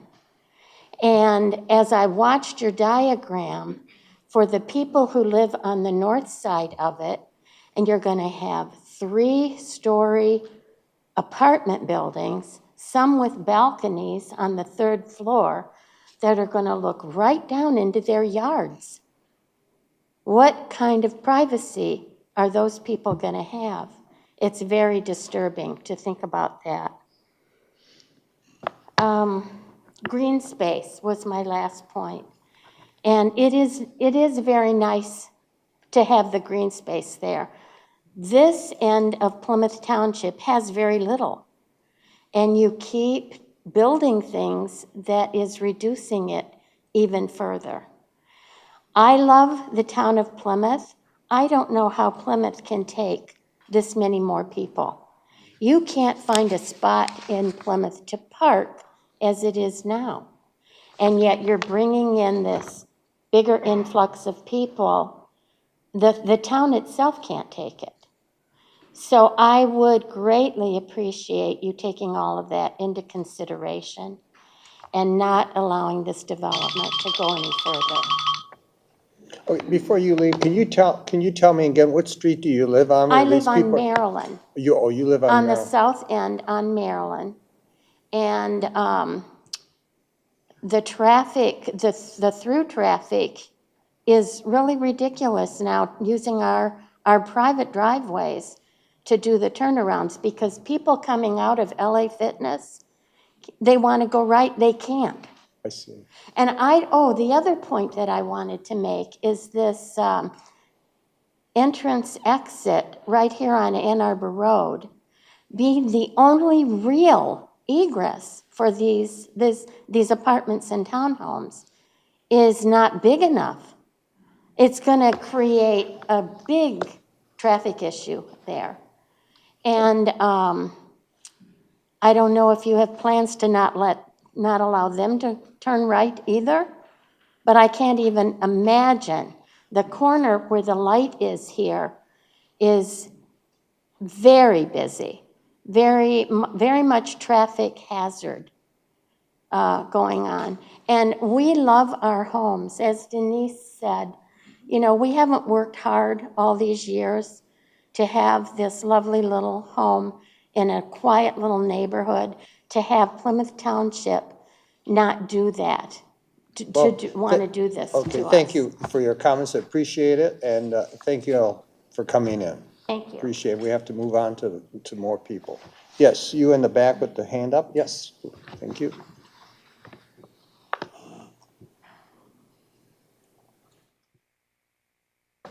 Hi, my name is Amanda Dresser. I actually live on the corner of East Side and Furtwood, which is where the proposed entry and exit is for the development.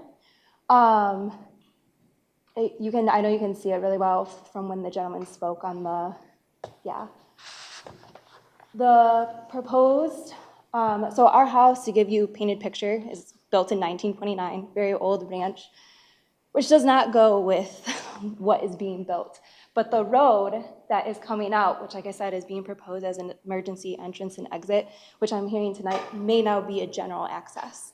Currently, there is a packaging company at the end of Furwood that has semi-trucks that come through and currently get stuck in our yard as is because of the gradient of the road, because it is a dirt road.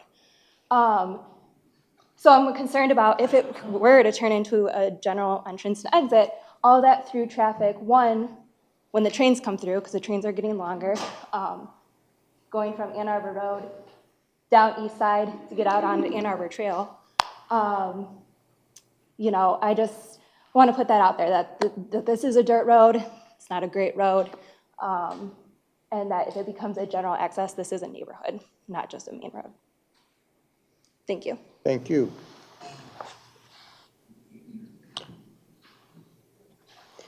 Okay, next person. Well, somebody, oh, yes, you. Yes. Mm-hmm. Thank you very much for having us here tonight so that we can express our concerns for this development. Well, we appreciate you coming out, and while we're talking about that, we appreciate the applicants also meeting with all of you and have made some adjustments, and hopefully, I'm sure there's going to be additional adjustments that'll be made, and we hope that we can all agree on whatever conclusion we come up with. Thank you. Go ahead. My name is Deborah Dooley. I live at 11324 Spicer Drive, which is the last house on Spicer, which backs up to this proposed development. I'm incredibly opposed to this. It's too dense. I'm opposed to the back and the sides of the townhouses being now 50 feet from the lot line. Before it was 35.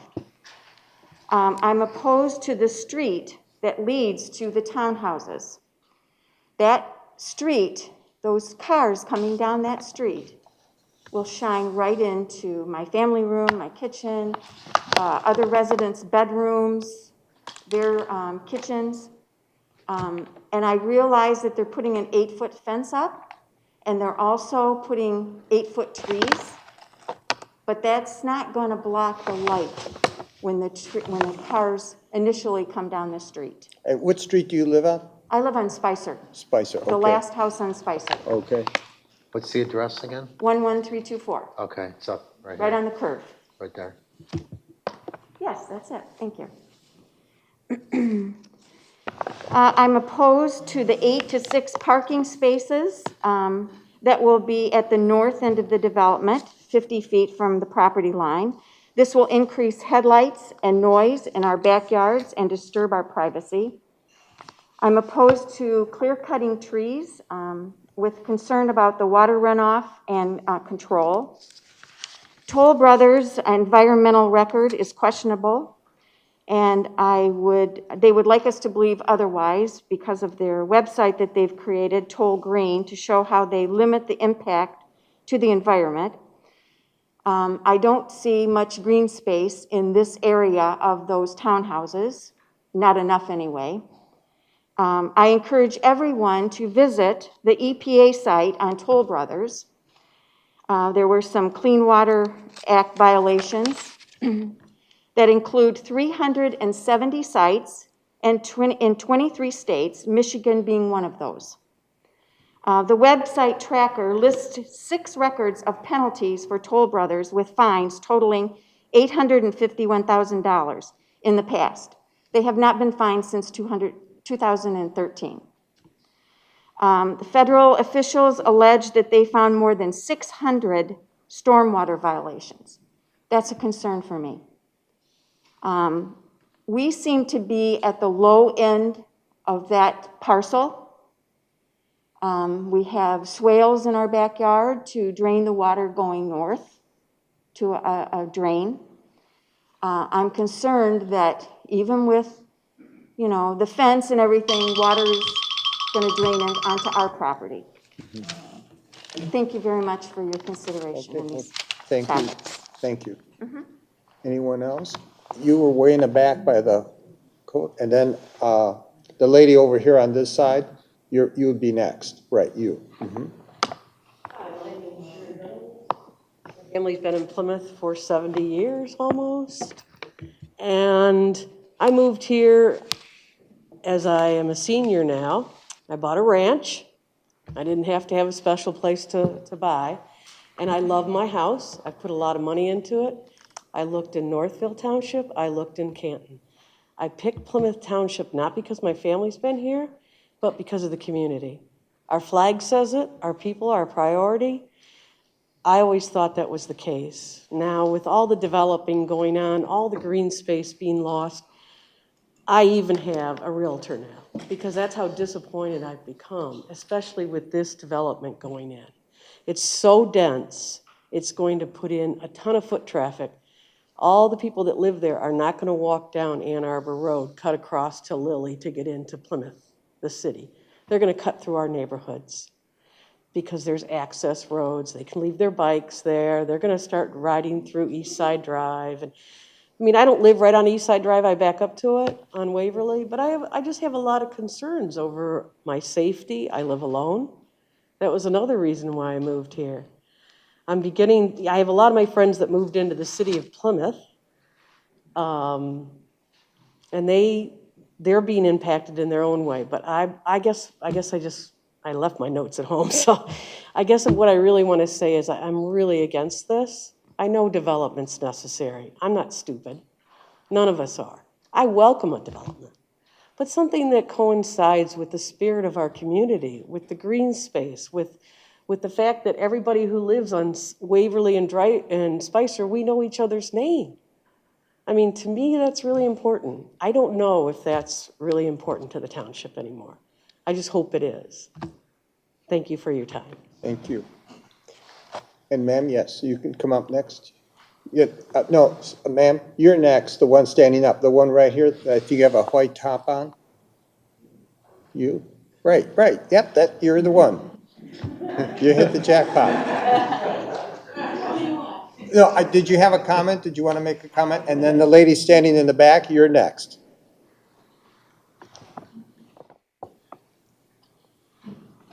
My name is Maureen Brown, and I also live on Waverly. My husband and I have been there for 33 years.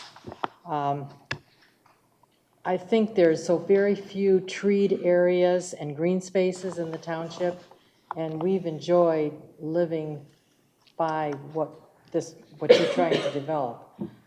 This parcel is presently industrial, and there are industrial companies there. There's a trucking company, there's a cement company, and in addition, that area does support a lot of wildlife. The residents living on, it's Waverly, Fernwood, Gold Arbor, Eastwood, Southworth, and then also the residents off of Ann Arbor Road. They're going to be greatly affected by this development and our loss of privacy. We did have a conversation and we had a site visit from a representative from Toll Brothers who assured us that there would be a berm and trees planted to separate us from the development. But this development is, we feel, is really much too large for that area.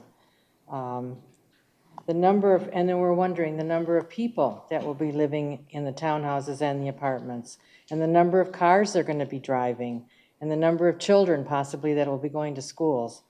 So we want to see if this goes through, which I hope it doesn't. I think myself, my husband, and the people that also live on Waverly and these streets are not for this development. It's just too large. I think other people have covered everything that I felt that I wanted to say, so I thank you for listening. Thank you, Maureen. Okay, the lady that was standing up, yep.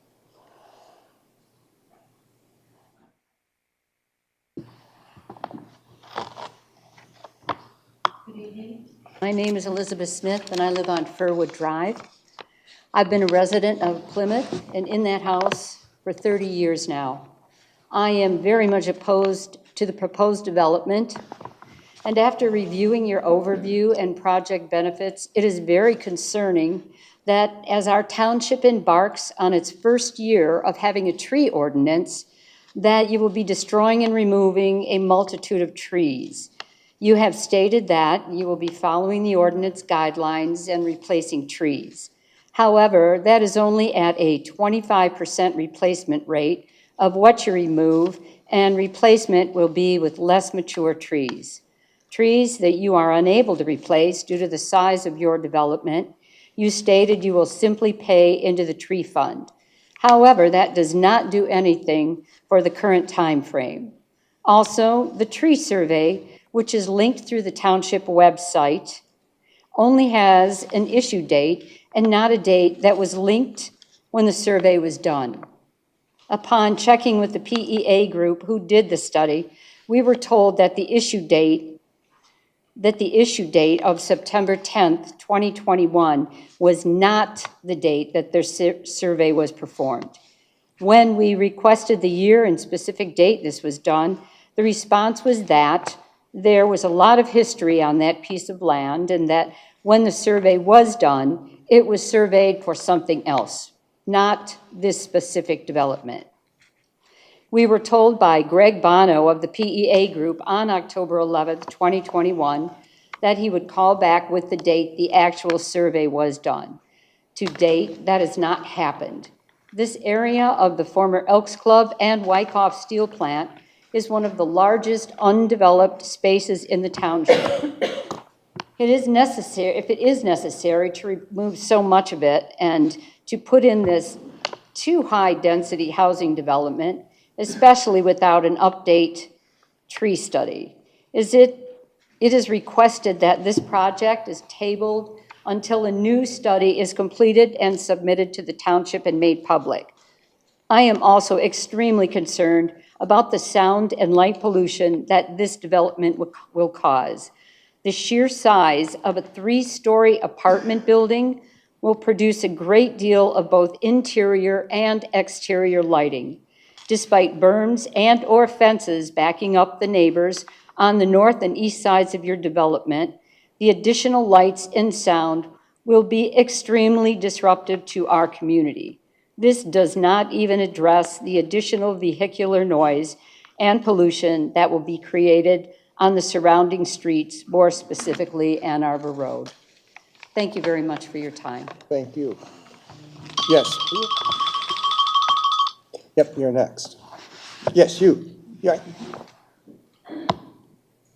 My name's Renee Whitcliffe. I live on Gold Arbor Road. My husband and I moved here last December. A lot of people who spoke before me, they've lived here longer than I've been alive. But one of the reasons we moved here is because of the schools. And I'm very concerned. We have all these kids, all these teenagers moving in. Where are the teachers coming from? Where are the resources coming from?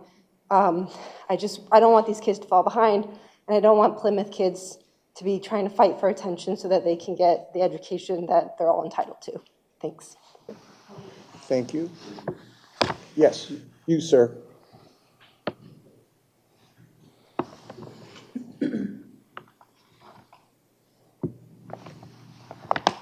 Hi, my name's Travis Perrin. I live on Waverly Drive. My home backs up to the proposed development.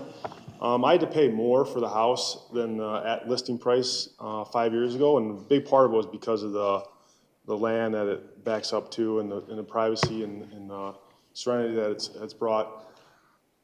So I'm opposing this project, and I'm curious on what the committee thinks is the benefit of bringing this development to the community is, and especially at such a scale.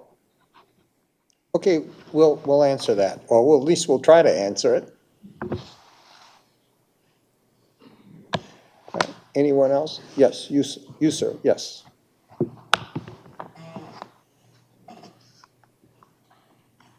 My name is Jay Ennis. I've lived here for about 20 years. I'm on South Worth. Is there anybody in this room who really wants this development? No, you have to address us. We're not Okay, well, doing that. look in the shaking the heads. I'm please. not even looking. I'm All right. more interested in comments than looking at hands. Okay. Well, with all due respect, all I got to say is I've been here for about 20 years. These gentlemen, I think they have some nice plans, but I don't think they brought their A game. We haven't even seen any interiors or anything like that. But my question to you folks is, has this even been approved for a zoning, for the proper zoning? Have you done that yet? Well, as I indicated earlier, a rezoning of this property, which is currently industrial, is not on the, it's not being proposed. Okay. This is just the PUD option that's being discussed. So there is no rezoning being proposed. Okay. They don't really need a rezoning to move forward on this project if the PUD option is approved. Okay, well, your previous developer was in here, am I mistaken? But did you ask him or tell him that you were not going to approve the rezoning for him? Or did I That was a misunderstand? different, yes, that required a rezoning Okay, to a district that would how can I say, would not really be compatible with the surrounding area. okay. So that being said, how is that any different than what these fellows are doing, which is a way bigger volume? It's going to change the traffic patterns around here, the busing patterns. You're talking about potentially 500 extra students at minimum in that development between the houses and the apartments. That's probably eight new buses, full-size buses going through there at various times of the day, which is going to have a huge impact on traffic. I'm not a civil engineer, but I have common sense. And I think most people in this room have it too. So again, if there was more to this discussion, we'd sure like to hear it, because I don't even think a PUD is an option for this. Should never have been. But that's all I have to say. Thank you. Okay, thank you. Anyone else? Okay, yeah, you're up and ready. Hi, my name is Jay Steele. I live in the Waverly Village subdivision on the north side of the property. I've been a Plymouth Township resident for 20 years. I'm here to state that I'm against the PUD development. I don't think the community needs a densely populated area.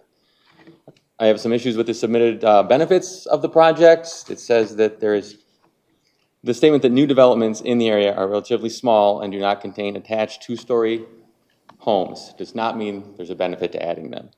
In addition to that, it states that there's only one apartment community has been built in the area in the last 5 years. This also does not mean we need another one. There are the PUD development this morning, or earlier today, and there's another one in development being proposed to the township currently. There are also numerous existing apartment rental options in the area today. There's also a statement of a minor environmental cleanup. To me, this risks disturbing an area that has not caused any problems. I think everybody knows there's some cleanup from the old Wyckoff steel plant that was there. To me, this has been monitored and not needed any action. The proposed plan also appears to get around the need to notify the property owners of the environmental concerns by renting to people who occupy that portion of the property. Use of this large piece of land for dense housing is a waste of an opportunity to do something better and will put a strain on the surrounding area. This piece of land is one of the largest undeveloped areas near the city of Plymouth. This is currently a great place to live because of the homeowners who are also friends. There's pride in ownership that can be seen around the neighborhood even when there's no associations. I ask that the Planning Committee and Township Board consider the size of this development and the population density when making their decision for the future of the community. With 270 rental units and 103 townhouses in buildings much larger than anything else in the area, add to that feeling of community that we have. We will not be able to go back once this is built. Thank you. Thank you. Anyone else? Did I see a hand raised? Okay, yeah, you, and then whoever had your hand, yes, and then you, right.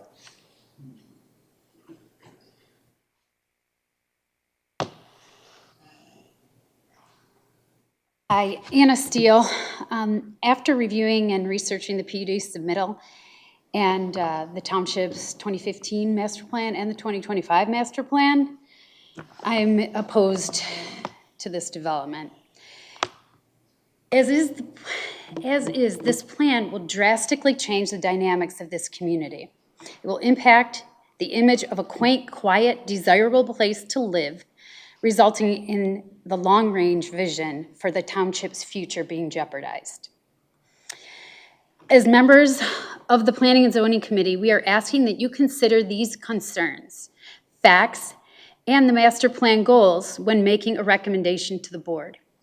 More specifically, to quote the master plan, the goal of preserving and enhancing the high quality and orderly development that was established decades ago. The goals and policies stated in the township master plan for land use are critical for maintaining the township's image as a desirable community. There are multitudes of concerns that have been addressed, but I'm going to focus on the density as it's been reiterated multiple times. Although Pomeroy has worked on some incremental changes, they really haven't addressed that high priority concern. And the changes that they have made, if you look in real time, in real life, those changes that they say they're making, although they sound good, like we're going to add 15 feet to preserve trees. For example, where Waverly Drive backs up, out of 9 homes, 9 out of 9 homes, there's not one single tree in that additional 15 feet.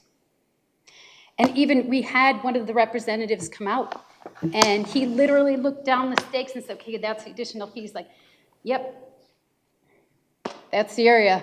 There are no trees there. We really need to look at that again. And that's concerning. These people are coming in, they may have good intentions, but they aren't looking at the real life community of Plymouth Township. The previous proposed senior housing option would directly in line with the township's plan to promote redevelopment efforts that embody aging in place, fulfilling a need that is pointed out by the township in the 2025 master plan. Yet, we were told at the Zoom meeting by Pomeroy that the reason the senior housing was no longer an option was due to oversaturation in that market. Both of these statements cannot be true. The longer this community does not address those concerns, the worse this condition could become. The aging of this community should be respected and admired for what they have helped this area to become. What better way to show them than providing them with an idyllic setting for aging in place to see the fruits of their labors flourish as the township grows and prospers. please take these things into consideration. Thank you. Okay. And thank you for doing your homework and looking at the master plan. More people should do that, frankly, because that's what really guides a lot of our decisions. So thank you for taking the interest to do that. Sure. That as we look at the proposed 2025 master plan, that we actually turn those things into reality. Okay, well, we hope so. We try our best. We're citizens just as you are. Yeah. Good evening, Commissioners. It's Mary Ann McLaren. I live at 44471 Mark Trail. I am Chair of the Environmental Leadership Commission. And I have sent an email of our ideas, and I'm going to try and make it brief tonight, but there is an email of the printed copy here.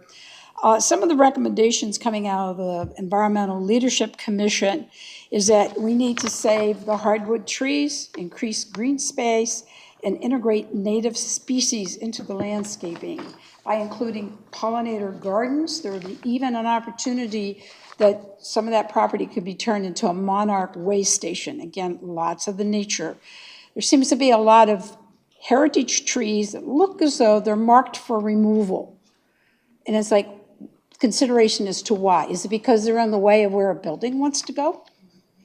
I have walked the property. There is a couple beautiful spots, like right behind the Elks building, of a stance of oaks that is just absolutely gorgeous and should be like preserved in that. Also an opportunity, and as I hearing other residents talk about, especially the north end, where there isn't any trees or anything, this would be an opportunity for the developer to take a considerable section of this and make it into a park, donated to the township. And that would take care of some of the green areas and things that are needed. Also an additional buffer for the people on the north end. But it's just, we need to keep more green space. And that would be one way, and I think it would put the developer in a concerned light for the community by trying to keep a lot of this.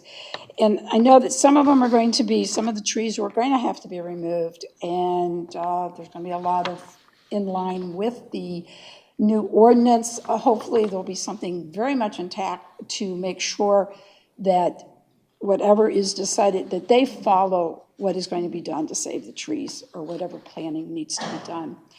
And I think that the setback from the buildings for the for the north and east sides have been set at 50 feet with 25 feet of it trying to be vegetation. I think it should be more like 25 feet.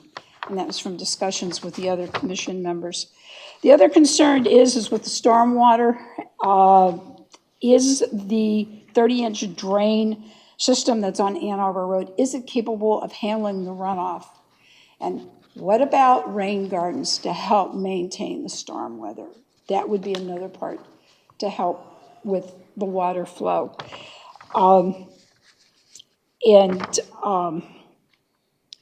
want to save as many trees as possible. And the other thing was talking about was the automatic vehicle lights that are timed when there's vehicles in that, and they were recommending, like Lilly and Haggerty would have it.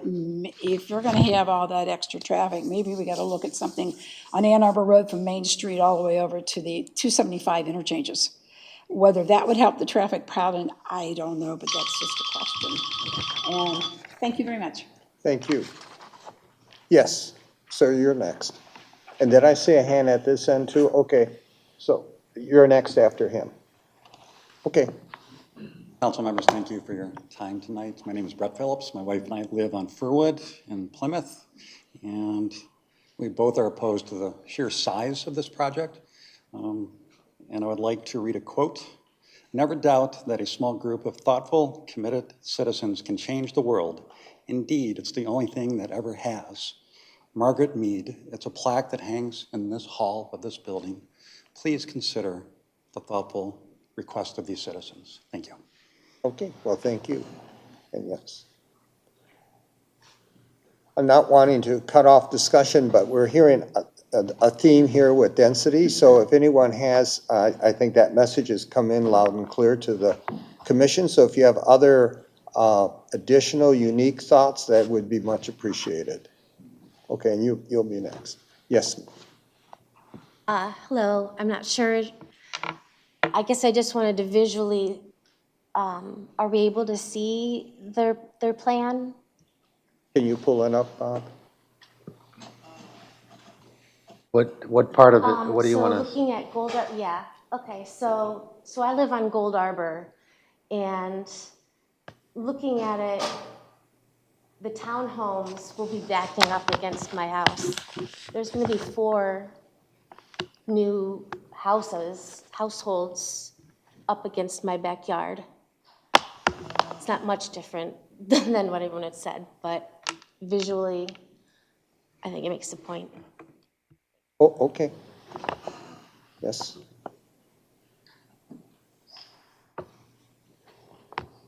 How you doing? My name is John Hayden. I'm in the Waverly Sub. I'm just going to be brief and expand upon the density. I think that's critical for every citizen, east, west, north, south, including the city of Plymouth.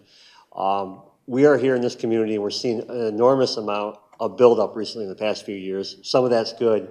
Some of these roads aren't going to be able to handle it. I don't care what studies you do. We're not going to know until it's too late, as one person mentioned before. We have one-lane roads. You're going to see people going around when you see this look like Ford Road and 275, because you have many people, many contacts, friends and family living west on Beck that are very unhappy about this development. The houses, 200 houses plus, Canton Center, everyone's coming to 275 in the morning when we do go back to work. They expect our commission, elected officials, to take that into consideration, because we're all residents. And we don't want to see all our investments, all the aggravation, as people start going around, taking shortcuts up Haggerty Road, it's one lane, and trying to go down Hines Drive to get to 5 Mile or Beck Road, as opposed to using a normal route here, which will be much more crowded as everything comes online with the hospital, Amazon, the additional developments, the apartments, over in the old town. So all this is affecting everyone. And believe me, it's more than just the people around the Waverly and Gold Arbor and all that. It's the whole community. And they're all watching, and they're all concerned about traffic and safety. And in the master plan, there's some areas identified that are high risk because of the density and safety. Also throw in the trains with Mill Street, Ann Arbor Trail. All that's going to be backed up and aggravate everyone out here that's a citizen of this township and city. So please consider all that. Okay. We will try to do that. Yes, sir. You with the hat on? Yep, you.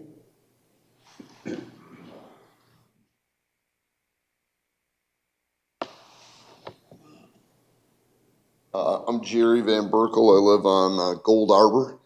My biggest concern is the difference in home owners as opposed to home renters.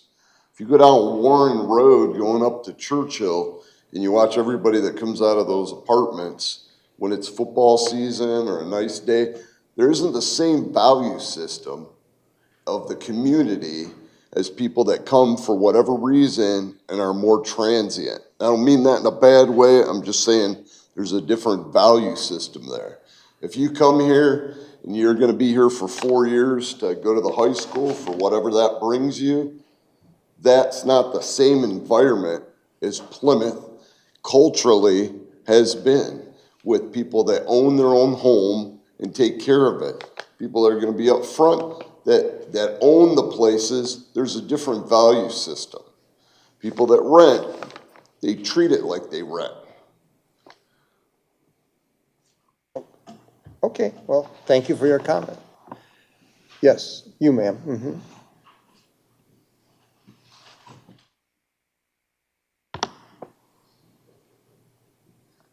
Hello, I'm Kathy Wyris. I actually live in the city, just north of Ann Arbor Trail. And hearing everybody and reading details of the plan, I noticed that I heard about the connector from Furwood to East Side. And somebody mentioned bicycle and pedestrian traffic. East Side in general go right to Ann Arbor Trail if you could go north on the map. And Riverside Drive there goes into Hines. And again, I'm concerned about the extra traffic and safety and the bicyclists that want to use the park, and the extra access that will require and safety of turning left and right onto Ann Arbor Trail. So the additional however many people in this development would cause extra traffic up by me as well, in addition to South Ann Arbor Road. Okay, well, thanks for coming. Always good to hear from a neighbor. Anyone else? Yes, sir.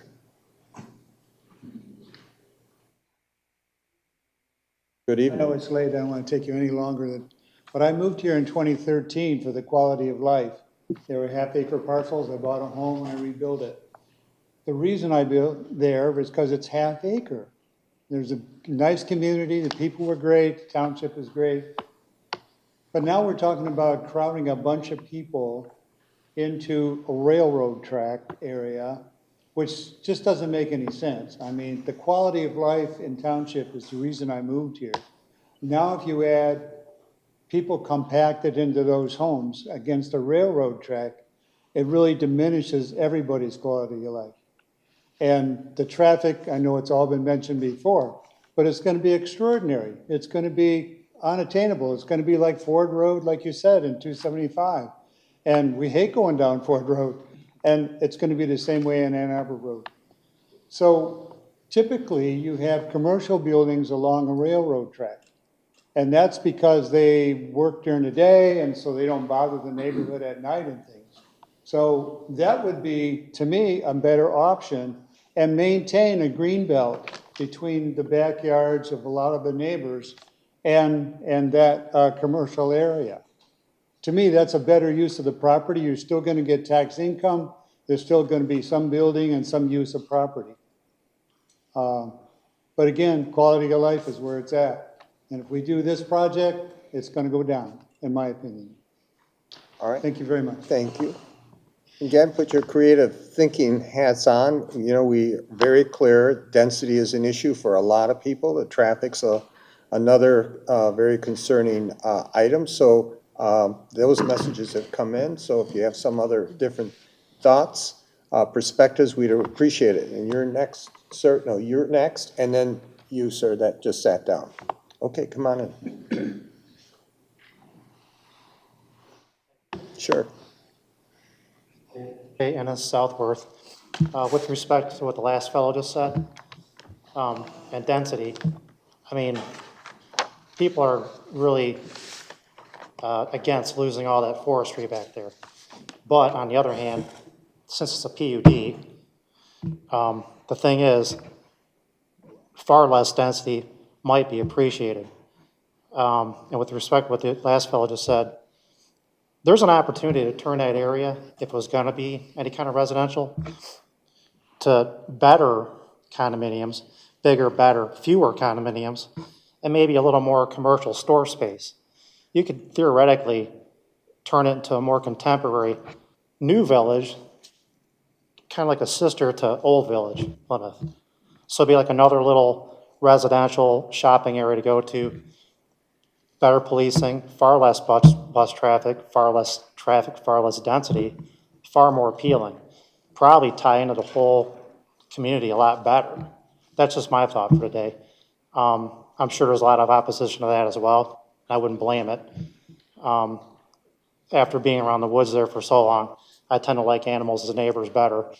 But anyway, that's all I got to say. Thank you. Okay, thank you very much, and thanks for that humor. All right, and then, sir, the one right. Hi, my name is Damon Kruger, and I actually live over on Northern Avenue in Green Meadows, so not too close to here, but still obviously pretty concerned about this.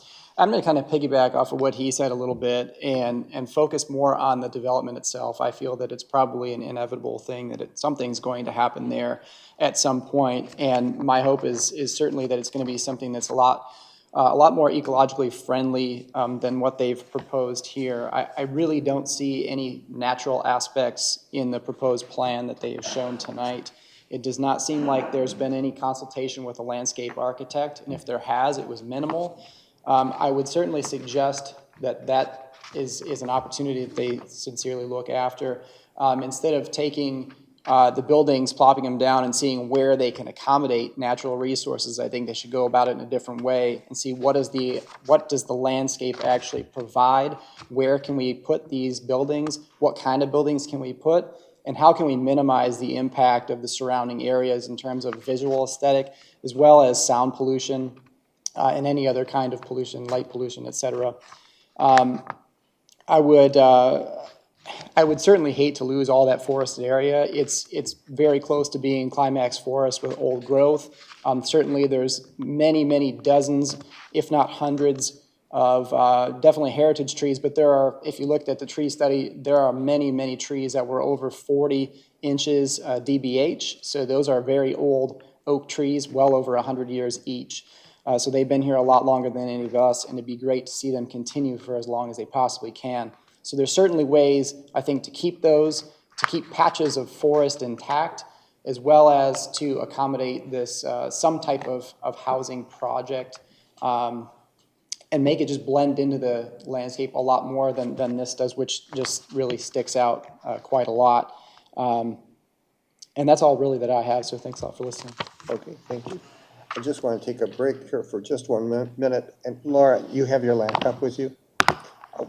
Oh, you don't? Okay, he does. So, not right now, but I'm going to ask you to pull up the PUD part of our ordinance. There's or maybe Jeremy can do it. And just read off, not right now when we're done with the comments, what the purpose is, what the goal is of the PUDs. So, is there additional comments? Okay, I guess that's it. So we will close the public hearing at, call it 9:40. And if the applicant, whoever wants to just come up or be ready to answer some questions. I think you've heard a number of times, while we appreciate your meeting with the residents and making the adjustments that you've made, it's clearly and evident to I think all of us that there's a lot of concern about density, and because of the density that raises some traffic issues for people.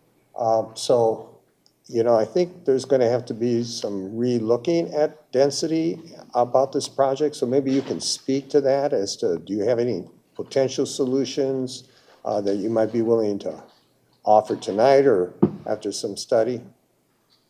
I can certainly start the conversation. Oh, okay.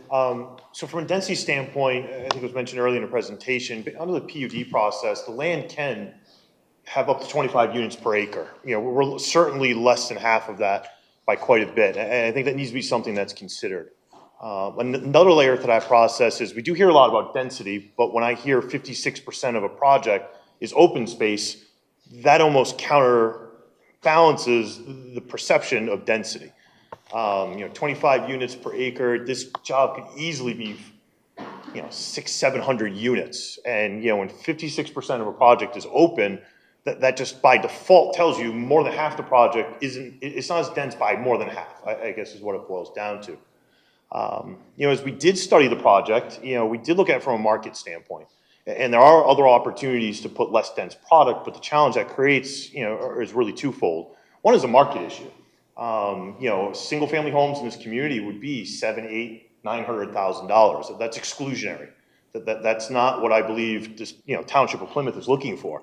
I think it's quite the opposite. I think we want inclusionary housing. When we look at townhomes, far more affordable than any new construction of what we're seeing in the township or in the city. Apartments, there is a lack of apartments. I relocated here 3 years ago from Chicago. I've lived, in Chicago, Orlando, Minneapolis. I grew up in Rhode Island, spent time in the military. We always want to live in urban environments. I couldn't find an apartment that met my family's needs in the city or township of Plymouth. It does not exist. So we are able to provide a household and a housing style that I get, all the neighbors around us do have a specific style that meets their wants and needs, but we're also alienating a large part of the population by not providing housing that is much more contemporary and affordable than what's available today. Another issue I think Nick could speak to as it relates to the housing styles is there is contamination on the site, which does restrict what you can and can't do. So the reality of it is when you have those types of constraints, you can't build single-family homes, if I remember correctly, in that section, and I'll certainly let Nick speak to that. Yeah, just to clarify that, the whole site, all 34 acres, is eligible to be residential housing. So there are certain restrictions that Eagle, which is the DEQ, have on the site, and they're limited really to no groundwater drinking wells can be put in place. There are 2 monitoring wells that have to continue to be monitored, and Eagle has to have access to the site. So those are the only really restrictions from developing on the entire site for sale housing. So it does pose a challenge, and it's Toll and every other single housing family developer that we've talked to is explaining that to 103 potential home buyers of the restrictions and what that means. It's not something that they're interested in. And I'd say that's probably half or a quarter of the conversation. With maybe the more important piece was we had this large site, the largest in the township. It's in the master plan was intended to be residential housing, and it doesn't support all apartments or all single family. Our interest was in the multifamily side, but wanting to balance that with another affordable housing option. And affordability is relative, as we've had the conversations with the neighbors. But trying to have a partner like Toll to provide those townhomes, that 1,800 to 2,000 foot for sale product, balanced with a really beautiful, the feedback we got from the architect and everyone we've shown these plans to is that, density aside, it's one of the nicest looking apartments that they've ever seen. We made the units intentionally much larger than anything that's available. So having a 1-bedroom that goes from 837 feet to 1,000 feet with a den is something that doesn't exist in most markets. And having 3 bedrooms and 1,500 square feet, garage availability, all of those pieces that came into play, that's how you get to a project like this in our design. And the density is a piece, but what we heard a lot from the neighbors and heard a lot tonight, where people were concerned just in general about Ann Arbor Road and the new hospital and the Amazon and the retail center and the LA Fitness. And I feel like, those aren't issues that we created. And we do have a current traffic study. I believe it was made available. It was dated just as of September 2021. So the impact that the traffic study provided, and I have some pages of it here, there is impact because there are cars, but it was significantly less, in the hundreds of cars a day. In the peak hours, not everybody works 8 to 5 and is all coming home and leaving the site at the same time. So I think all of those pieces that we wanted to share that with the neighbors. We certainly want to share it with the commissioners on traffic and the density piece, how all of that fits together with the design of a project. We've been working on this particular design for well over a year. And it's been a collaborative effort with the architect and with Toll and with market studies, and some working meetings with the commission. So long answer to the short question. And just to add on to the traffic side of it, our traffic study that was conducted takes into account pre-COVID-19 traffic rates, so it's not under today, which I think we all agree is very different, and it does take into account the traffic generated by the new hospital and all the development around. So I do agree with Nick, the traffic is certainly an issue, but I don't think this project is significantly contributing to it based on the traffic study.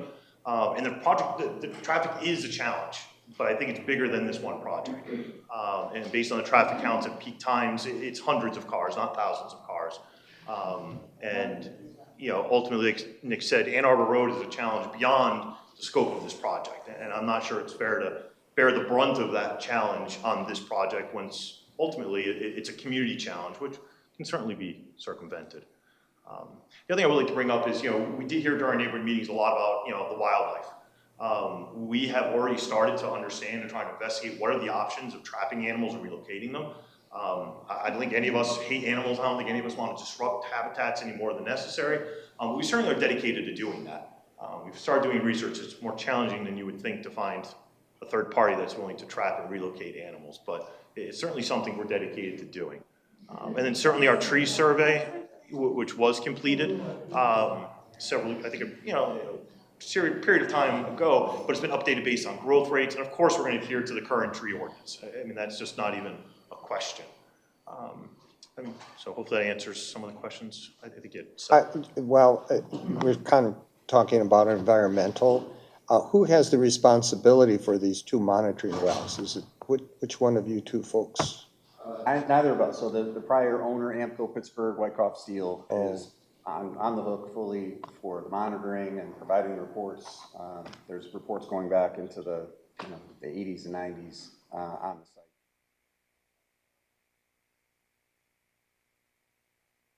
And for any environmental issues that Toll Brothers might have been involved in the past, I don't see, and unless somebody else sees it, where that impacts any management, building of what you're doing on this current site. No, of course, any developer that's been developing land for 60+ years has a history. I mean, it would be impossible to say. While I would never want to see us get fined, I think $800,000 in fines and not being fined since 2013, a company of our size and our footprint across the United States is actually a testament to our dedication to doing it. We certainly entered into an agreement with the EPA for increased, and self-imposed restrictions upon ourselves to ensure that we become good stewards of what we operate, and because of that, that's why we haven't been fined in almost 10 years. And it's to a higher quality. So we're a great organization. I'm not concerned of our ability to perform adequately. And then the comment that was made about the balconies overlooking people's houses, the sense of loss of privacy. But when I look at the proposed site plan, I'll call it the working version right now, because I think there'll be changes. When you turn the building around, I'm basing my comments on what the architect said. They're all facing each other. I don't see any facing residential areas of this development that surround it. Not to the north. The north of if I remember correctly, it's all the ends. Really, none of the apartments would face our neighbors, other than our neighbors in Toll. The backyards along Gold Arbor and Waverly they would have a grade level patio 2-3 feet off the ground. As a normal residential home. Okay. And again, while we appreciate, the open space that you're trying to preserve, but we're also trying to look at the trees as well, preserve, the heritage trees particularly. Have you looked at the possibility of perhaps increasing by 1 story some of the buildings that are along the railroad track, which might help soften some of the sound, and perhaps losing a building that would be gained by adding an additional story? Have you thought about that approach? I have not thought about it, but it came up in the comments, and so the challenge with going up beyond 3 stories is you get into having elevators.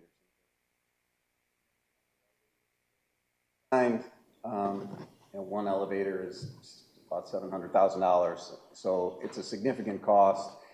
This construction quality goes from frame to steel, and it adds.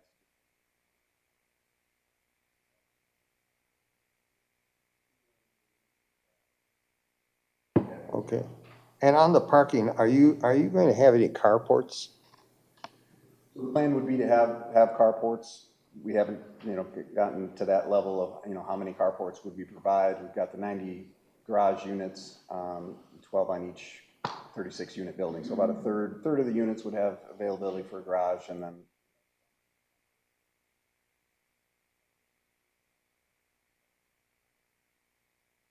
And Bob, I don't know if you or maybe Jeremy, because this is a little bit far for me to read, but can you just read the first paragraph or whatever that talks about the purpose of the PUD?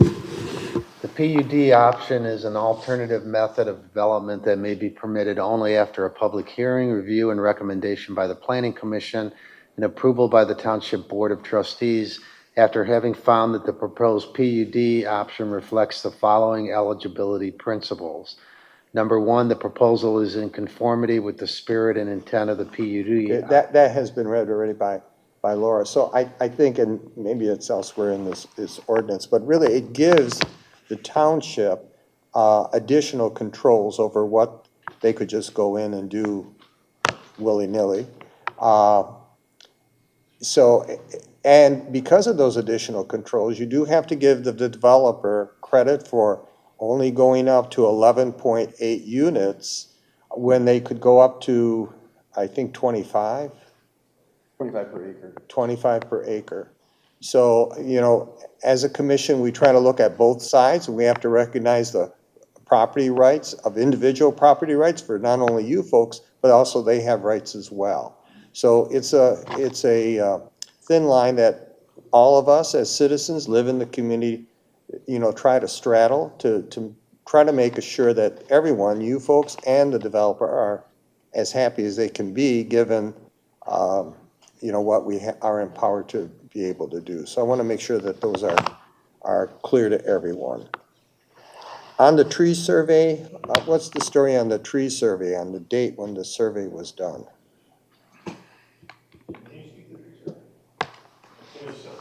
Okay. Right, okay, great. Good evening, Jim Butler, PEA Group, with civil engineers and landscape architects and surveyors for the project. The tree survey was done in 2016 when we did a previous project. We've been on this site since about 2008. It was updated in 2016. What we did for the survey is this time around to add a growth factor to the existing tree survey. And we applied those to the current survey that's in our packet. So trees that might have fallen, died out, or new growth, they're not included in this since 2016? Well, the existing trees that were there, about 2,000 some odd trees, we applied an industry growth factor for the last 5 years to those trees. But as far as trees lost. Trees lost, they don't show up on that Right. survey. So it's probably overstating to what. It probably is conservative Okay. in what's there. All right, thank you. Thank you. And Laura, I'm not sure if you can answer this question, but somebody had raised the replacement trees are only a certain percentage. Did you catch that comment, and can you respond to it? Yes, so in the proposed submittal, the applicant notes that they will replant 25% of the trees that are to be removed. And that is currently required by the ordinance. There's also the tree ordinance that was recently adopted that has not been taken into account regarding the heritage trees on the property. So in our report, we note that that would still need to be addressed, and that those heritage trees would need to be provided for. Do we know the location of those heritage trees? On the tree survey, but that's one of the recommendations as well in our report, is that they identify those locations and how that can potentially be woven into the development.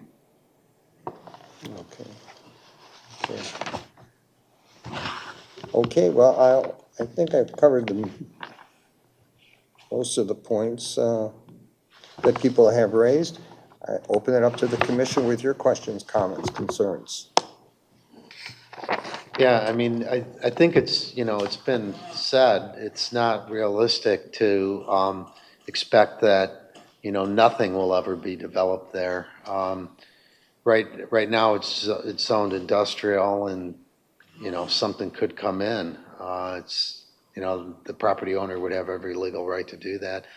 So as Dennis pointed out, we have, I think there might have been a little confusion. I read into a few of the comments that this is not a project that the township or the planning commission is bringing forward. This is a project the applicant is bringing forward, and it's our responsibility to weigh it, to apply the law, and make a decision based on, including based on the input of the community. I think it is pretty dense. I think that a residential use in that property would be a good use of it if we could find something that would be workable. But I do agree it is pretty densely, pretty dense population. But again, just to kind of restate that Those of you that live close by, you got to think about, what's the lesser evil sometimes, because it's property rights, and something will be developed there sooner or later, as it will be developed everywhere. Other findings? Yes. I walked the property today. I was really astounded at the number of magnificent old-growth trees on that property. I just worry, I lived here when all of that land was clear-cut on Ann Arbor Road, where LA Fitness and all that is right now. And I just thought it was a travesty that happened. There are areas of that could have been retained and still had a successful shopping center development. In that regard, I then looked at this tree survey. I counted roughly 2,200 trees on the survey. Only 30 of them were classified as good condition. That's about 1 1/3% of the total, if my math is right. I just don't buy that. I don't think that's realistic. If you go in that land and you look at it, and you look at some of those trees, they're like the trees that are in Miller Woods. These are old growth trees. They're not something that can be replaced and have the same impact for 30, 50 years. I guess what I'd like to see you guys do, first of all, I question the accuracy of the tree survey to start off with.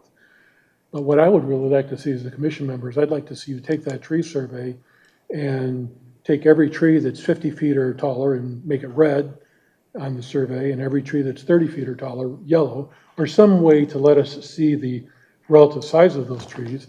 And then I'd like to have you go and look if there's some way to group those together in your development and create green spaces of existing tree growth, not new growth, but these existing trees that you could place throughout your development.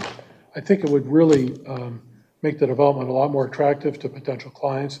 And I think it would at least partially address some of the concerns that a number of us have about the cutting of these magnificent old growth trees. So do you have any comments on that? I couldn't agree with you more in terms of the value of trees. Obviously, I'll be candid, we're a for-profit company, and I think we'd all agree we'd pay more money for a house that backs the trees than we'd pay for a house that didn't. So we materially obviously benefit from doing so. So of course we would save all of our trees, and this step in the process is not intended to be a fully thought out and a fully executable plan. That's much further down in the process. So, this is to basically convey the intent of the project, the density of the project, the types of homes. So while I completely agree with your statements, I think it's more than reasonable to articulate exactly what you just discussed in terms of where are the clusters of trees, where can you save them, where can you not. We're just not at that point relative to this process. I mean, that's full-blown engineering, which is done beyond the planning commission approval side of the items. So of course we'd be welcome to do that, and if that's something that would help everybody understand the true impact of the project, I think that would be helpful. And if that turns into moving of buildings and redesigning of certain things, of course we would. I mean, there's limitations. Tree study, I will tell you, we put a lot of faith in our consultants. Their reputations are on those tree surveys. Is any survey or any engineering perfect? Of course not, but I would never question, a consultant's work, especially the ones that we work with, only because if they have one bad project, they don't get business from someone like me or another developer ever again. But we will absolutely look at the tree survey again, and we're contemplating, because I think, again, going back to what PEA said, that tree study is probably conservative. In other words, there's more caliper inches shown on that survey. It's probably really out there today, based on the quality of the trees and we walked our ridges. So I think, there's a good reason to go back and recalibrate the tree survey. But no, I think what you said is, it's exactly what we do. We call it dotting. We thought the plan based on this. We do caliper inches on so much height of tree, and we do it by species and size of tree, because they're good quality trees that people think are pretty important. And we do too.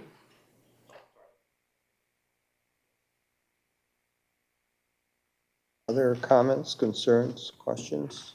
I had one for Laura. The last item on your list, identify culturally or historically significant resources or absence thereof. What the heck does that mean? I believe that if there was an old school site, perhaps, or something worth historic preservation that may be of interest to the Historic District Commission, there may be a marker, some sort of identification and homage to that. And this site, I believe the chairman has done some research on the history of the site, and so has the HDC, a member on the HDC, but the steel mill doesn't really bring historic value. There's a flagpole at the site currently, but it's not in good condition or something worth preservation. An example of that might have been those old silos at the old Detroit House of Corrections, which were torn down. There was some hope to either preserve them, make them a feature of that development, or take some of the, if that was impossible, take some of the building material to salvage that and incorporate it into a sign, an entry sign to that development. That was done. I always like to point to the old VA hospital in Allen Park. They tore that hospital down, but they put quite a nice large monument on the intersection that's in the shape of the building and gives a history of the veterans that had been taken care of at that area. There isn't anything there. Interestingly enough, where the steel mill once was a chocolate factory. It's about the most interesting thing that I found in my research there. Going back, I'm sorry, did you have a comment? Yeah, I am very concerned about the congestion and the size of the thing. You just can't emphasize that enough. I think the idea of not becoming Ford Road has got to be significant. And I know you didn't cause that, but you're going to make it a lot worse. Therefore, we need to address that before it goes much further. Is there, again, definition of much worse? Because we do have a traffic study, and if I remember correctly, at peak hours, a traffic study, at peak commute times, it doesn't add more than 200 cars to peak traffic based on the traffic study. So is that considered, is that an exorbitant? That doesn't sound, it doesn't make sense. Right, but we rely upon our consultants, and I don't know if the city's had a chance, or the township's had a chance to look at the traffic study, but if assuming that's correct, is that considered, like, where's the bar for? Just go out there in the late afternoon and at That the. exists today, I don't know that. No, I'm sorry, sir. We have closed, sir. We've closed. We're not listening to you. We've closed the public. And let me tell you, they remained quiet while we listened to all of you. So please, I'm asking you again, as I said earlier on, we have to respect each other, and you're being disrespectful right now. So thank you. I didn't even hear it. And the reason why I ask isn't to be argumentative, please don't. It's that as we study different ways of designing the site, and I'm making this up, say there's 200 cars at peak hours in the current plan. If we went to all single families hypothetically and turned to 160 cars, is that going to make a difference enough where we end up with a less potentially successful plan, but we minimally impacted traffic positively? I'm trying to gauge what it is, because we hear traffic, we hear density. What is it that would make people feel? Like, how do you quantify how much is too much more traffic? Exactly, because I came here in rush hour. Like, I get it. I live in Detroit. I've lived in Chicago. I get traffic. I live in Washington, D.C. I understand it. But I don't understand necessarily that, at the risk of saying the sins of the past, it's been Ann Arbor Road. It's not this development. And, the last parcel to develop shouldn't bear the brunt of that. I'll see those decisions to create, reasons for people to come to this area. But again, I'm not sure we're talking, it's easy to say the traffic is going to be terrible because of all the units, but I don't think when we really get down to brass tacks, if we believe the traffic study and believe the science, again, it's not Alex's opinion, it's the science, I don't know if the impact would be that great. Just like when we look at a plan and say, too many units. Is it too many units relative to traffic? If it is, because if we solve the traffic problem, is it then not a density issue? If we then also compound it by taking advantage of, heritage trees, I'm just trying to, I'm a former military person, I think that way, I'm looking for my rules of engagement, so we can come back with the best possible plan.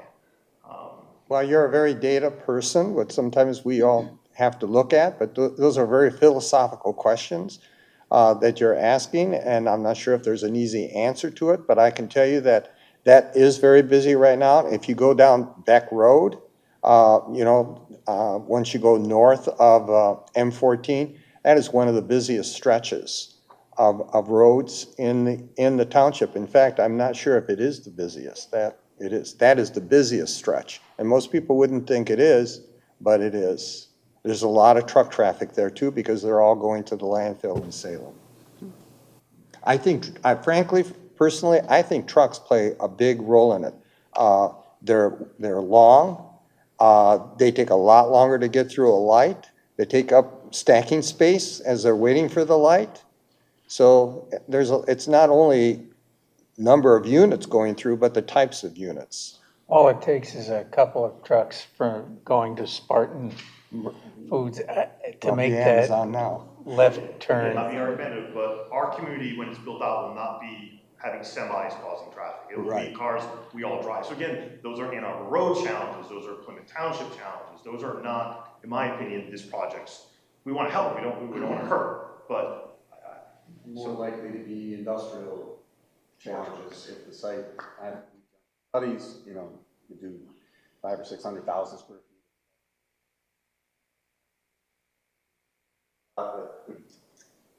Be more impactful to that extent of trucks. Okay, so I'm sorry, go ahead. I was just gonna ask Laura, so an Amazon distribution center could go into this spot? Yes, the site is zoned industrial, at least, not the Elks property, but the remainder of the site. And as long as they met the setback requirements and the building height requirements and the parking, then they have a legal right as a private property owner to construct. And that's Anything the that would dilemma. fall That's our under the dilemma. category of an industrial, they have every legal right to put in there. And there could be semi-trucks all day long be. coming in and out. Could be. Along that line, I also wanted to ask Laura, the existing industrial zoning there, on the other side of the tracks, if you actually go back in there, it's a bunch of gravel trucks and all kinds of trucking type of applications back there. That is industrial, right? That's industrial zoning. Yes, on the west side, it is industrial. And is the Webasto plant where they came in and completely clear cut the land, is that also an industrial site or is that something else? That is actually zoned the TAR, the Technology and Research District, but it is for those research and design light manufacturing uses. So the existing zoning, to your point, I guess when I looked at this, I was with the thought process of, here's what's allowed right now, let's look at this as an alternative, and it struck me as being a much preferable alternative to have the residential, albeit somewhat dense, than to have an industrial type of application go in there, particularly given all of the homes that are around that north and east border. I'd like to say one other thing just to the community. When we got our packets, there were floor plans in here for all of the apartment buildings. And I guess I've always been interested in residential architecture. I looked at those floor plans. I was really surprised at just how well thought out those floor plans were and just how big. And it's not like what you typically think an apartment would be. So I'm very sensitive to the concerns about how a apartment type of environment is different than single-family homeowners. But in looking at these floor plans, it struck me that they probably weren't going to appeal to the typical type of apartment buyer. Number one, because of the cost, because of the size. But I think they're going to bring in a different type of client than you might think most apartments would. And I guess my question would be, could the community look at those floor plans? Do they have those here in the building? They're upstairs, yes. Yeah. Are they on our website? Yeah, I mean, these are not low-end apartments, they're, to your point. Are those also on the website? I don't think the floor plans are on the website, but they're upstairs. Okay. We can see about adding them. All right. Are you done? Oh, okay. Well, I was happy to hear you say a bit earlier that you still view this as the beginning of the process. Because in the planner's report, there's 13 things that need to be addressed still. Something I heard that a commenter say really struck me. The commenter said it needs to blend into the landscape better. And yeah, there's definitely a density issue with lots of apartments, but I think there's things that can be done still that get us to a ground where everyone's happy. And I think that is lowering the density, as well as some other, maybe on the north side, coming up with some more green space, things like that. Yeah. Speaking about apartments, and forgive me if you've already answered this, what are you basing your assumption that there is a need for this many in this type of apartments in this area? So that's the purpose of the market study. So we look at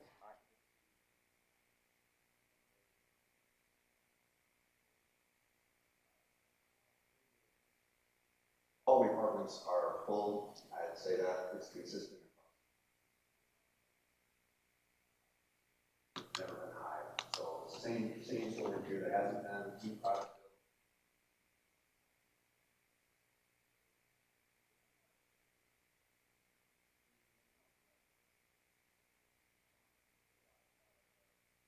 And give the kudos to Mark and his team. There's certainly nothing like that.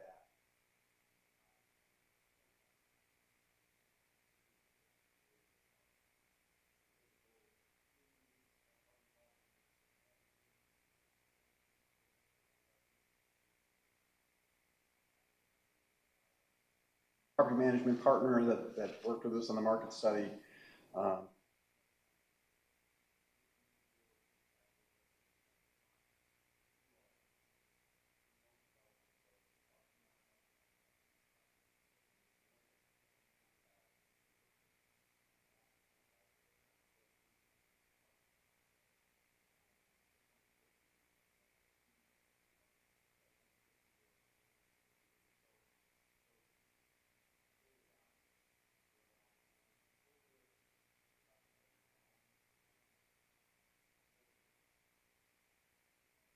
Originally built by my boss, Keith Pomeroy, and